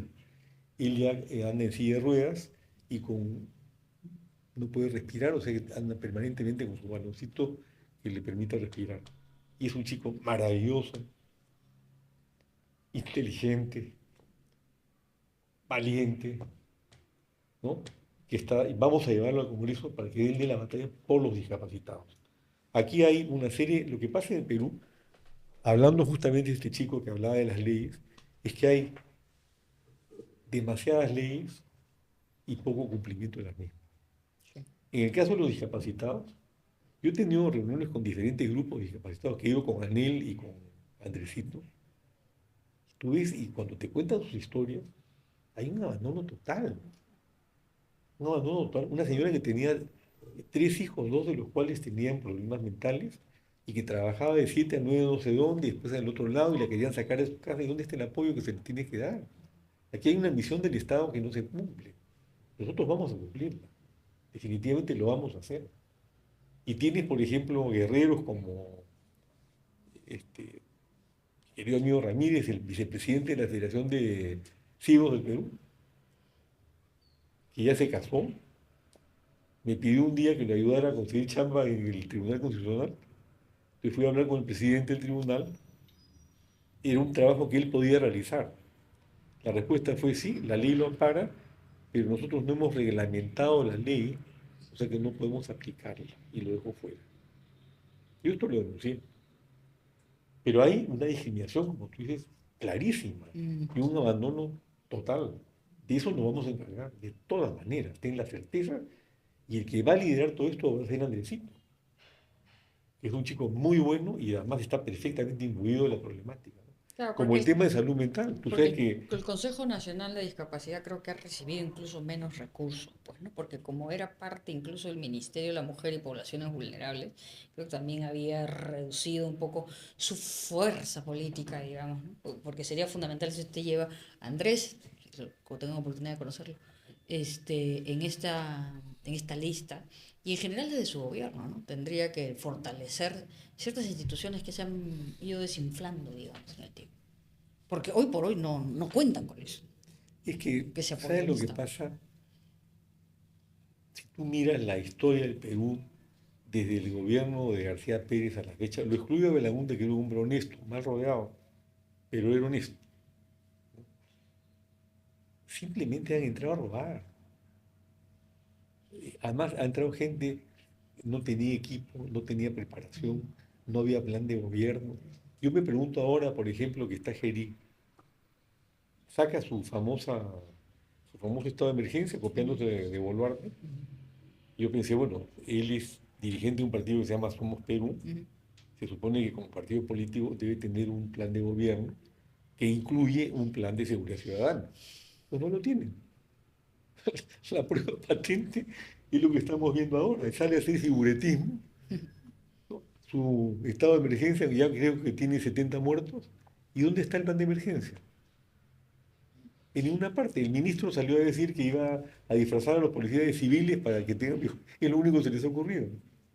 La debilidad de los partidos políticos, por supuesto, genera ese tipo de situaciones Así en las es. que los planes de gobierno existen en estos momentos, cuando se tienen que construir, para ver si llegan candidatos a la presidencia, no porque per se estén echando propuestas al país, ¿verdad? Así es. Lo cual debería ser. Así es. Vamos al siguiente segmento, perdón al equipo país por demorarme tanto. Viene el último segmento de justicia, una pregunta en economía y vamos con el ping-pong, que es las preguntas finales. Gracias.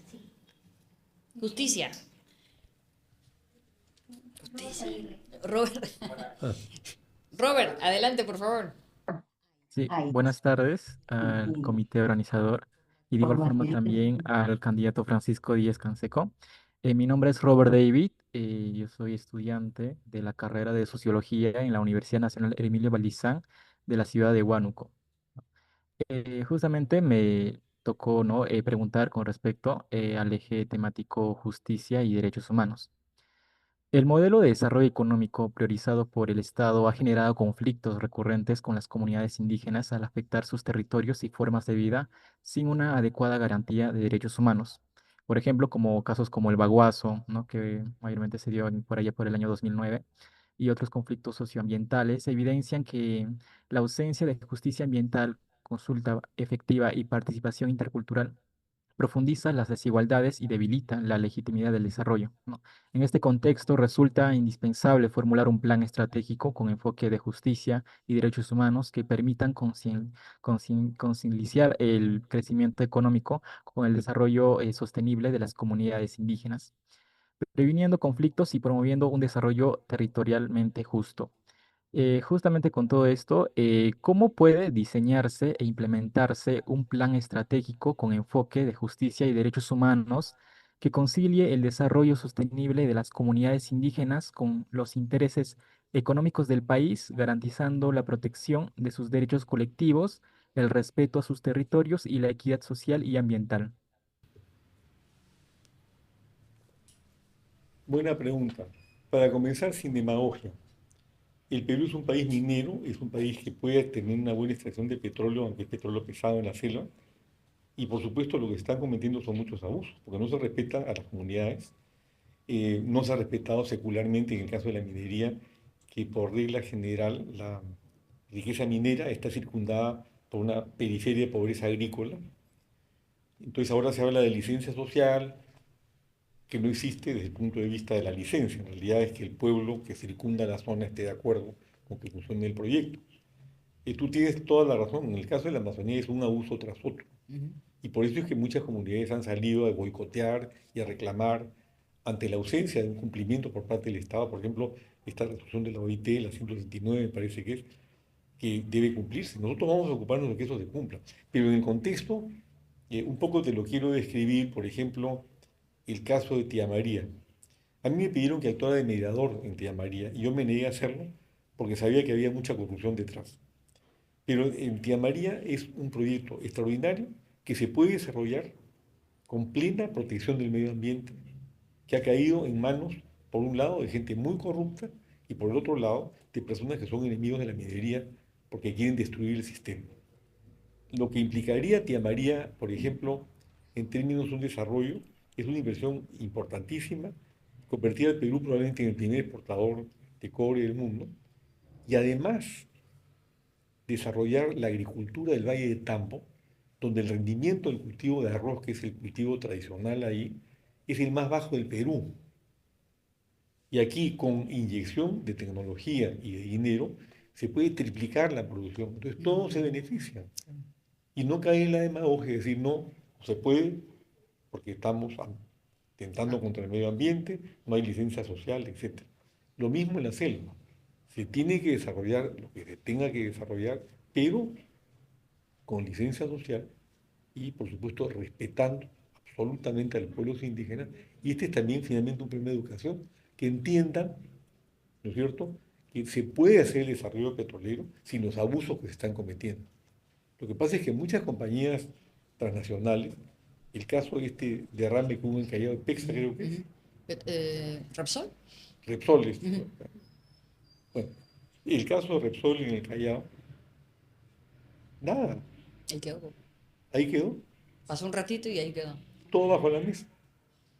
Y lo que han hecho los de Repsol en el Callao, yo lo sé por el comité nuestro allá, es darle plata, por ejemplo, a futbolistas, a Sí, gente que tiene determinado peso social, para que no sí. lo molesten con el asunto. Camisetas a los Ten la colegios de la certeza que eso zona. no va a ocurrir en la Amazonía con nosotros, ¿no? Vamos a Claro. poner las cosas en orden. Pero eso va a implicar que de repente va a tener que paralizar algunos proyectos o ponerlos en stand-by, cuando menos, para probablemente, no sé si llevarlo al, a esta licencia social o cuando menos entablar una mesa de diálogo muy llamada al diálogo, pero también a la acción, ¿no? A un consenso genuino que prontamente pueda llevar desde el Viceministerio de Gobernanza Territorial a que pueda tomar, o sea, no le paralicen el país, pero tampoco pasen por encima, como es tal cual, ¿no? En el sur, Sí, pasan por encima de, de las...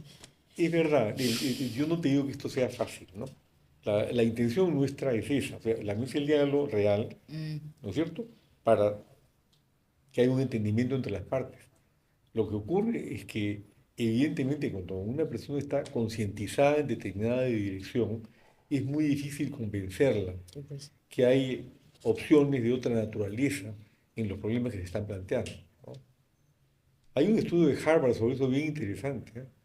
Bien interesante, cómo la concientización llega a un punto en el cual, por ejemplo, una persona concientizada en una dirección solamente lee libros, periódicos que están de acuerdo con su pensamiento, no lee lo contrario, no trata de diversificarse, pues es bien no trata de ampliar su interesante pensamiento. porque llama la atención acerca del rol también del Estado, por ejemplo, bajo el, digamos, el sombrero o el acuerdo nacional, ¿no?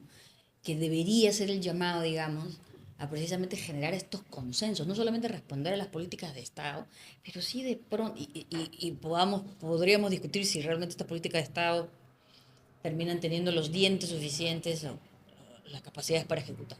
Pero quiero decir, también es interesante porque el rol del Estado, incluso para poder generar consensos y que la gente se escuche entre los diferentes, digamos, es fundamental, ¿no? Si usted llegara en julio al sillón presidencial, ¿qué fortalecería en el Estado para que eso suceda? Porque eso, más allá de una vocación política o, o un discurso ético, ¿qué haríamos, no? ¿Qué institución fortalecería para evitar más conflictividad social y que tampoco pare la economía, el desarrollo del país?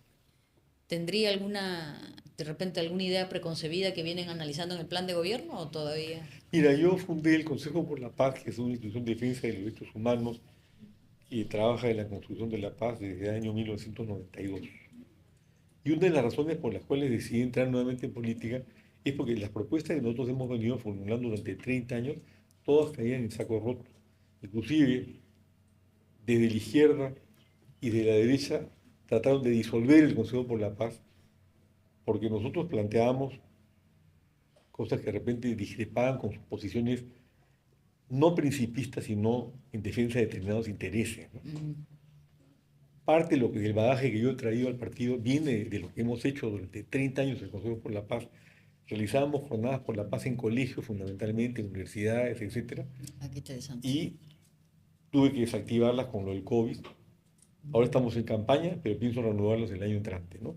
Entonces, la idea del Consejo por la Paz es una entidad o una institución creada por ley, integrada en su Asamblea General por representantes de la sociedad civil.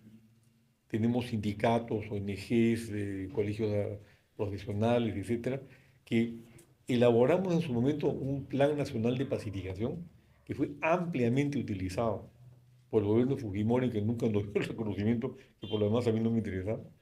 Pero luego se han continuado ciertas cosas que nosotros hemos planteado ahí hasta el día de hoy, que fue fruto de un consenso. Yo ahí recluté a Hernando de Soto, a Paco Miro Quesada, en fin, a una serie de personas de primer nivel que contribuyeron a elaborar este plan de pacificación, que en mi opinión en muchos aspectos sigue siendo válido y que nosotros ciertamente vamos a aplicar también, espero, cuando ganemos las elecciones el año entrante. Estupendo. Viene la última pregunta sobre economía. Gracias. Okay. De acuerdo al registro de trabajadores informales, los ciudadanos extranjeros representan un 6%. Entonces, considerando que posiblemente se dé un aumento del flujo migratorio por las políticas de los países vecinos, ¿cuál sería su plan o sus propuestas para poder formalizar a los inmigrantes sin que eso se considere o signifique un descuido para los trabajadores peruanos que también tienen la misma situación laboral? Lo que pasa es que los trabajadores peruanos ya están suficientemente descuidados. O sea, ¿qué porcentaje de informales tenemos en el Perú? O sea, la economía del Perú es una economía informal, básicamente. Y esa economía informal es la que da el empleo.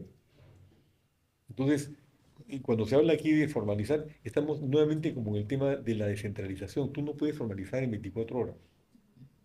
Porque el primer tema es, por ejemplo, entrando a la minería ilegal, el reinfo. Si yo fuera minero ilegal, me meto al reinfo, es el paraíso. Me cubre todo, hago lo que me da la gana, me lo van renovando desde hace 13 años y ahora lo han renovado por 2 años más. Maravilloso, el paraíso. Lo mismo en la informalidad. El empresario informal no se va a formalizar nunca porque no tiene el aliciente para formalizarse. ¿Por qué se va a formalizar? ¿Qué le ofrece el Estado? Y simultáneamente esto abarca a el empleo informal, que es mayoritario en Perú. Entonces tú te encuentras ahora, mira, como empresario, si tú contratas a una persona en planilla, tu costo social es más o menos el 60% del valor del sueldo. 60%. Es un montón. Para un empresario mediano y chico, puede ser la diferencia entre sobrevivir o simplemente cerrar. Entonces hay que asumir la realidad que tenemos en el Perú y no pretender en 24 horas solucionar un problema de esa naturaleza, sino que tenemos que ir poco a poco, ir creando un Estado que responda a la expectativa de la población. En los países nórdicos, que son estados de bienestar, a una persona que trabaja en una empresa le descuentan en la base el 70% y nadie se queja, porque están cubiertos desde que nacen hasta que mueren. Otro tipo de servicio. Se quedan sin chamba, les dan un seguro de desempleo bueno y lo que pasa así es que las tasas de suicidio son muy altas porque se mueren de aburrimiento. Tienen todo resuelto por bien, ¿no? Claro, pero cubren todos los servicios básicos de Todo te lo calidad. cubre. La salud es gratuita, etcétera, ¿no? Educación. Yo no creo que convenga llegar a eso. El estado de bienestar está en discusión hoy día. Sí, en efecto. Pero hay ciertos temas que el Estado peruano tiene que cumplir. Díganos un par para cerrar este bloque. ¿Qué dos medidas De que salud. tomaría en los 100 primeros días en economía? Un par de decretos que podría De pronto, Mira, en economía es muy simple. La Constitución del Perú establece una economía social de mercado. Ujú, No existe. ujú. Lo que tenemos es una economía mercantilista manejada por monopolios y oligopolios. A ver, ¿quién fija el precio del pan en el Perú? ¿Quién? Fija el precio. Bueno, Cuéntanos. les voy a contar. El 90% del trigo que se usa en el Perú es importado por 4 empresas, una de las cuales, que es Alicor, importa el 60%. Entonces, ¿quién fija el precio del pan en el Perú? Un oligopolio. ¿Quién fija el precio del pollo en el Perú? El mismo oligopolio. Porque el 70% del maíz duro que consumen los pollos en el Perú es importado. ¿Quién fija el precio de la soya en el Perú? Otro oligopolio. ¿Quién fija el precio del combustible? Porque Petroperú está quebrada y está de adorno, que debía ser un regulador. Las 4 empresas que manejan la distribución de combustible, que además se ponen de acuerdo sobre los precios. Hay un estudio que yo leí hace algunos años sobre cómo lo hacen. ¿Quién fija el precio del dinero en el Perú? 4 bancos que manejan el 80% de las colocaciones. Y el Perú tiene la brecha entre el costo del dinero, que se llama el spread, y el precio de venta del dinero. Ese margen es el más alto, es el segundo más alto de América Latina después de Brasil. Tú, un empresario chico, le colocan el dinero en 25%, 30% anual, y con un flat del 4%. El flat es que te cobran 4% al momento que te dan la plata. Y en condiciones usurarias, ¿no? Entonces, eso no es libre competencia, porque al grande le pueden cobrar hasta 1% al año. ¿Eso es libre competencia? ¿Eso permite que despegue la economía del Perú? No, eso permite que se consoliden los monopolios. Nosotros vamos a entrar a romper los monopolios, no interviniendo el Estado. Pero, por ejemplo, en el caso de los bancos, si tú fortaleces al Banco de la Nación y lo conviertes en un banco de primer piso competitivo, que empiece a prestar con tasas del 8%, que son perfectamente válidas y rentables, vas a ver cómo tú los otros van a tener que bajar las tasas porque la gente va a ir corriendo al Banco de la Nación. Tienes que establecer regulaciones para que se abra el mercado de importación de trigo, etcétera, de manera tal que el oligopolio que lo maneja, lo rompes. Como se ha hecho en Estados Unidos desde el año 1912 con la Sherman Act, ¿Usted ¿no? diría que esos oligopolios que se mantienen hoy también han sido por falta de manejo político o básicamente dejar que estos se mantengan, No, por reproduzcan? manejo político de los oligopolios. Claro, claro. A eso me refiero. Claro, Manejo se político. amarra con Toledo, se amarra con Cunha, se amarró con todo. Yo me acuerdo mucho en la época de O sea, Fujimori. falta de manejo político desde un presidente, pero un muy buen manejo político desde el sector privado, digamos. No falta el manejo. Presidente corrupto, todos han recibido coima. Bueno, tiene razón. Tiene sentido la apreciación. Claro. Sí, justamente quería tomar que a lo largo de la entrevista mencionó bastantes ejemplos a nivel internacional y también incluso en el factor económico hoy en día. Es muy importante hablar de la proyección de Perú a nivel internacional y una de las grandes problemáticas que he podido ver es que en las elecciones e incluso en los planes de gobierno de las últimas elecciones generales no hay un plan de política exterior. Entonces, quisiera saber cuál es su enfoque para la proyección de Perú, si es que usted llegara a ganar las elecciones, qué políticas estarían siguiendo y cuál es en sí la estrategia de política exterior con medidas concretas que estaría aplicando. Primero nos salimos del sistema interamericano de derechos humanos. Yo creo que está distorsionado. Yo me adhiero al Pacto de San José, pero está manejado políticamente por lo que hoy día se denomina la izquierda caviar. El ejemplo de esto se da, por ejemplo, se da cuando hace unos 20 años salió el fallo de la zonada de Castro Castro, que le dio una indemnización de $200.000 a Osman Morote. La Corte Interamericana le dio $200.000 a Osman Morote, el número de Sendero Luminoso. Es como que al sucesor de Bin Laden lo hubiera indemnizado por el asesinato de Bin Laden, porque Bin Laden fue asesinado. Nadie ha criticado que los americanos invadieron el espacio aéreo de Pakistán y se metieron. No, nadie lo dice. Lo mataron por fin a Bin Laden. Pero era ilegal. Ahora, yo comparto la idea. Mejor nos libramos de Bin Laden. Pero el tema es que tenemos que cubrirnos en esa dirección y retornar al sistema interamericano una vez que cumpla con sus funciones, porque se creó para constituirse en una instancia superior cuando se producen injusticias en un país que ya culminan hoy día en el Tribunal Constitucional, llevadas al sistema interamericano en busca de justicia. Que ha habido justicia en el sistema interamericano, pero mucha distorsión política. Tenemos que remediar eso. En segundo lugar, nosotros estamos en un mundo que cada vez se está volviendo más bipolar, ¿no es cierto? Entre China y Estados Unidos.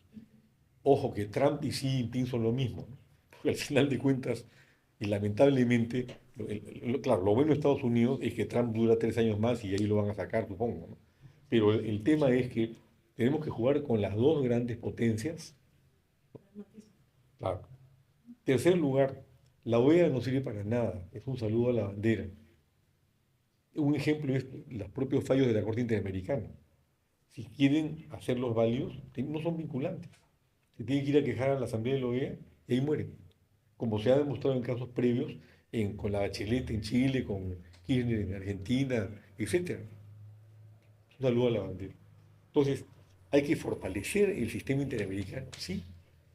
Por ejemplo, la Carta Democrática, que no se aplica. Rómulo Betancourt creó la doctrina Betancourt de hace unos 60 años, por la cual Venezuela no tenía relaciones con países donde hubiera dictaduras. Hoy día eso no se practica, pero por lo menos se podría formar un bloque con países democráticos, o manejados democráticamente, para cerrarle las puertas a Maduro, por ejemplo. Maduro es un delincuente. Y que hayamos caído en manos de Trump, que es otro personaje con sus bemoles, para sacarlo, refleja que nosotros, como países en América Latina, no estamos funcionando debidamente. Acá hemos debido cerrar un bloque y cerrarlo a Maduro. Y aplicarle sanciones, en fin, aislarlo. Nada. Todo el mundo sigue como Pedro por su casa con Maduro. Entonces yo creo que, por otro lado, la posición nuestra, en el caso de dictaduras como la de Putin o Xi Jinping, etcétera, bueno, habrá que mantener relaciones, pero es un rechazo total. Nosotros no podemos admitir, por ejemplo, en el caso de China, que ahora es dueña de todo el sistema eléctrico del Perú, de minas, del puerto de Chancay, y los chinos no dan puntada sin nudo, y constituyen una dictadura violadora de los derechos humanos, como ocurre con las minorías musulmanas, por ejemplo, en China, y los están mandando a campos de concentración en Xi'an, o el caso de Putin, que ya es el colmo. Y tú ves lo que está pasando. Juegan con él, porque es una potencia nuclear, gracias a que en el año 94 se suscribió un tratado por el cual Estados Unidos y Gran Bretaña y Rusia garantizaron que Ucrania le entregara su arsenal nuclear a los rusos. Y ahora Trump dice que les está haciendo un favor al defenderlos, cuando es su obligación. Entonces, y ese es otro tema, que nosotros tenemos que, yo no soy amigo del armamentismo, ¿no es cierto? Pero por otro lado, en un mundo como el que estamos viendo, donde se producen, ya tú tienes Gaza, tienes Ucrania, tienes Sudán, tienes Birmania, que ahora tiene otro nombre, etcétera, no podemos soslayar que es una realidad, ¿no es cierto? Y ya fuimos víctimas del armamentismo chileno en la guerra del 79. Entonces tenemos que reforzarlo. No hay forma de librarnos de esto. Lo cual me parece, en pleno siglo XXI, una cosa absurda, ¿no? Y justamente a los europeos ahora los critican porque nunca pusieron el 3% del PBI en la OTAN, como debían haberlo hecho durante todos estos años, porque Estados Unidos subsidiaba todo. Y luego sale Trump a decir ya no subsidio. Y entonces, ¿qué pasa? Van a tener que reducir sus programas sociales y otros aspectos presupuestarios para meter más plata en el armamentismo, lo cual es espantoso. Pero generado por quién en Europa? Por Putin. Entonces, el problema para nosotros es que nosotros no somos un ente separado del resto del mundo. Entonces, tenemos que asumir todas estas variables y tomar políticas de Posición defensa del estratégica, país, claro, de fortalecimiento social, ¿no? que es muy importante, de integración de los peruanos, porque tú no ganas una guerra porque tienes tanques, tú ganas la guerra porque estamos todos integrados defendiendo al país. Y acá no estamos integrados. Hay una desintegración, hay un conflicto social. Yo trabajo en Puno hace 40 años, ¿no? Y te digo, por ejemplo, no es que haya una mayoría que esté a favor de extremismo, pero sí hay una inmensa mayoría que se considera marginada, aislada, etcétera, ¿no? Porque es real. Es real. ¿No? Y lo mismo pasa en la Amazonía. Lo vemos en todas partes, ¿no? El centralismo es eso, un abandono de las provincias, pero ¿por qué? Porque además se ha pretendido hacer una descentralización ficticia que ha caído en manos de personajes corruptos, incompetentes, que se han aprovechado para su bolsillo de la centralización y no han cumplido, como ha ocurrido también con los presidentes de los últimos 40 años, con la misión que se les encarga a través del voto popular para servir a su país. Eso es lo que está Es que pasando. además en esa misma línea, considerando, digamos, las oportunidades de este acercamiento de China, ¿no? Y de Estados Unidos, por ejemplo, que había una propuesta de llevar desde el Pacífico a llegar a Brasil. No recuerdo si precisamente era no solo una carretera, sino también se hablaba de un megaproyecto. ¿Cómo no aprovecharlo? Me pregunto, ¿no? O sea, ¿hasta qué punto la corrupción nos frena incluso en vernos como un país fuerte, como un país serio, incluso de negociaciones de ese tipo, ¿no? Teniendo a China en el puerto de Chacay y queriendo llegar a Brasil. Pienso en ello porque usted menciona el abandono de la Amazonía. Entonces, lo que podría representar la oportunidad de poder cruzar. Así es. Imagínense. Realmente el problema de la corrupción y de la percepción, ¿no? En la última encuesta salía que la gente creía, creo que era un 30%, el 50% creía que ya íbamos mal, pero el 30% creía que se iba a incrementar. Entonces, imagínense, es realmente, bueno, finalmente por eso también este programa, ¿no? Tratando de generar algún espacio que los jóvenes puedan votar un poco de manera más informada y ver, por eso, ¿no? Porque de pronto también un poco el esfuerzo de este programa que es conocer a las personas que intentan gobernar. Y hemos abierto incluso candidatos al aula parlamentario para conocer esos cuadros también que llevarían y que de repente usted en una siguiente oportunidad nos hablará también de sus planes de gobierno. Pero antes de despedirlo, vamos a pasar un ping-pong de preguntas, que es así muy corto, es un sí, ¿no? Y con eso cerramos. Así que, chicas, adelante, por favor. Mi pregunta es si establecerá mayores mecanismos de control respecto al presupuesto de regionales y locales, municipales. Sí, ¿Cómo no? Está fácil esa. La pregunta es si es que está a favor de incluir la educación sexual integral en las escuelas. totalmente de acuerdo. Es indispensable. Así vamos a evitar que estas chicas de 13, 14 años, ustedes qué edad tienen, no vayan a quedar embarazadas, ¿no? Contradictorio.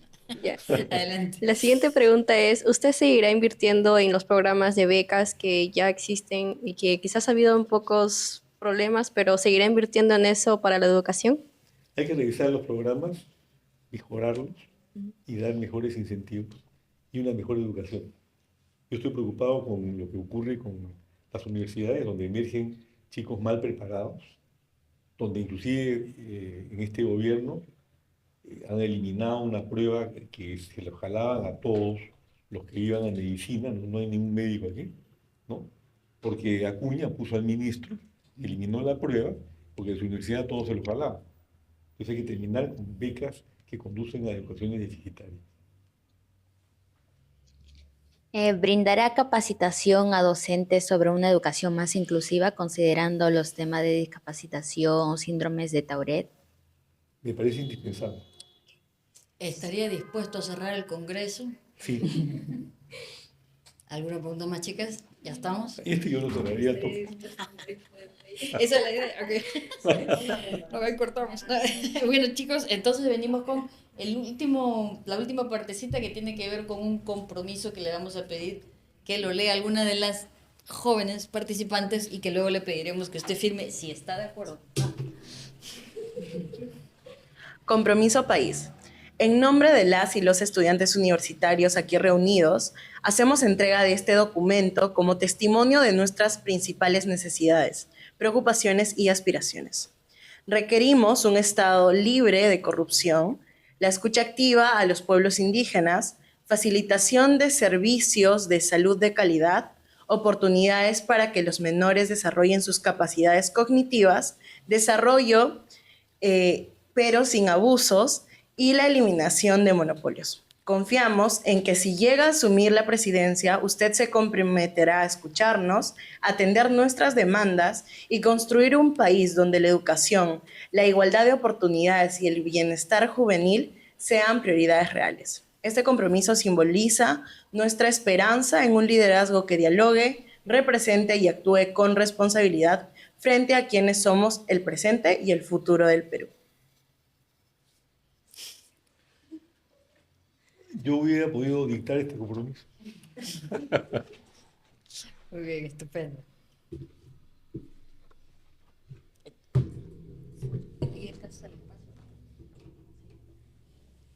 Lo firmo aquí. Sí, por favor, ahí abajito. Y me van a dar una copia, ¿no? Una foto. Para difundirlo. Ah. Lo vamos a recordar.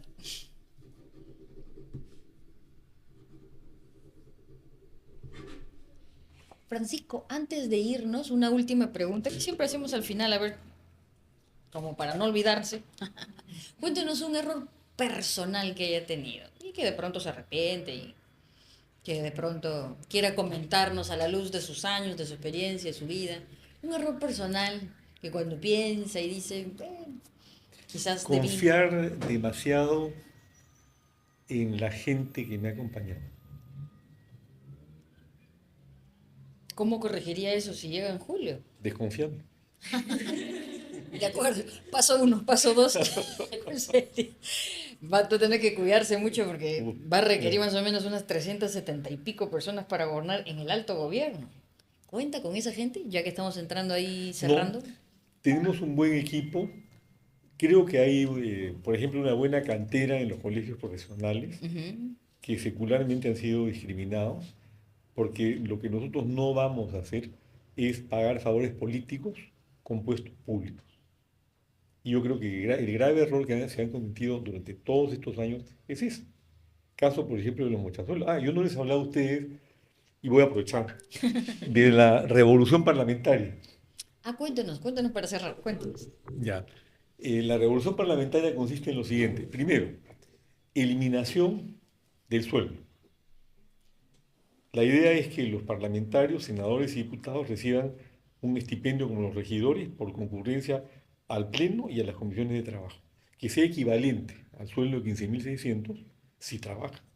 Pero si se van a la playa, se van a la playa.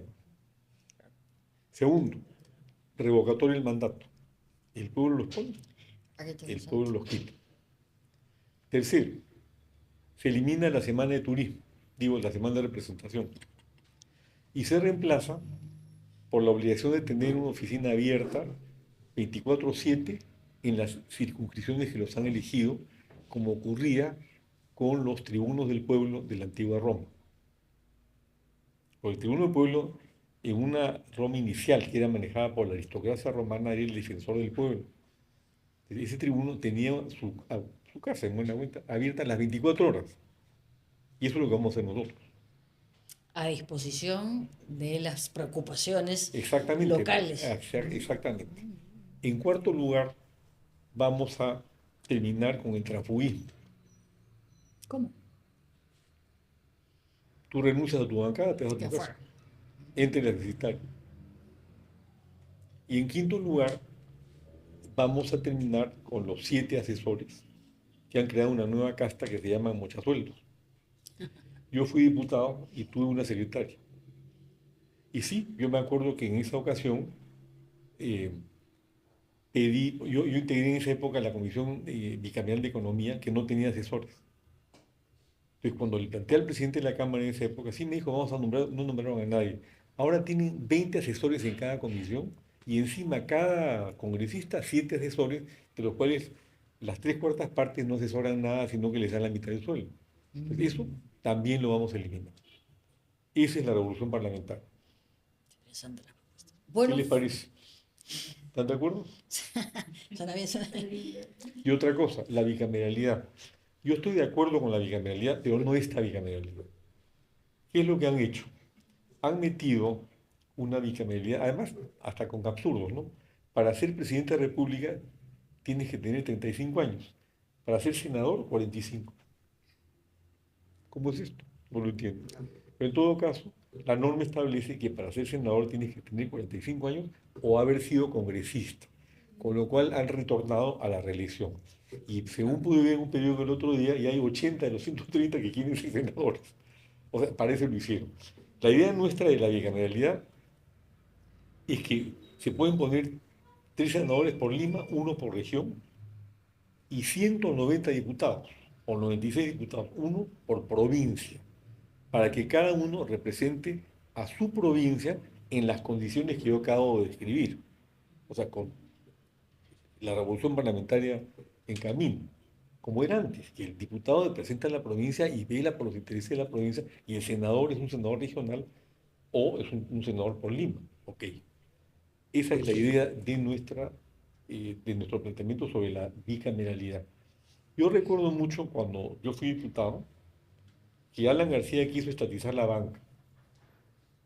En esa oportunidad yo me opuse a la estatización de la banca porque yo creo en el sector privado. No creo una banca, como lo acabo de describir, oligopólica, pero sí una banca competitiva. Y además tenía el conocimiento y la experiencia que mi buen amigo don Pepe Figueres, que fue presidente de Costa Rica, estatizó la banca y fue un desastre en Costa Rica. Entonces salí a oponerme a esto. ¿Y por qué se frenó? Porque había bicameralidad. Porque en la Cámara de Diputados le aprobaron el proyecto de ley de García y en el Senado, yo me opuse en diputados, pero en el Senado no pasó. Entonces, lo que ocurre cuando hay, no, por otro lado, al Senado le han dado un derecho de veto, pero no le han dado en esta oportunidad derecho de propuesta, lo cual es otro absurdo. Cuando yo creí que el Consejo por la Paz, por ejemplo, lo aprobamos en diputados, pasó al Senado y el Senado me lo quisieron tumbar, pero logré que se saliera adelante y logré sacar la ley. Siempre es una cámara, o una de las dos cámaras, que actúan como una cámara reflexiva para que los proyectos de ley salgan bien y no salgan las leyes que tenemos hoy día que pasan así por agua caliente y chao. Sí. Y en esa oportunidad, les quiero recordar que los banqueros me enviaron un emisario que me invitó a tomar desayuno a la visita blanca. Y me trajo un maletín de cuero chancho, muy bonito. Y me dijo, aquí hay $100.000. Entonces yo le dije, mire, este tipo se llama Luis Becerra. Le dije, mire, señor Becerra, yo me quedaría con el maletín que está bonito, pero no con el contenido. Y le quiero responder, le dije, como le respondió mi antepasado, el general Pedro Díaz Canseco, presidente del Perú, a un famoso y corrupto contratista llamado Meix, cuando se hizo la construcción del ferrocarril de Hilo a Arequipa. Meix le mandó un cheque por 100.000 libras esterlinas. Y esto está consignado, lo pueden ustedes leer en la historia basada, ¿no? Y mi antepasado le devolvió el cheque, por supuesto, con una notita que decía, destinatario equivocado. ¿No? Yo a veces le dije, andan donde los banqueros, y él es que yo defiendo principios, no intereses, y que como mi antepasado, yo soy destinatario equivocado. Una semana después, Genaro Delgado Parque, que era el dueño de Canal 5, todopoderoso, me invitó a almorzar. Me dijo, mira, habíamos pensado apoyar tu candidatura presidencial, pero no lo vamos a hacer porque no eres obediente.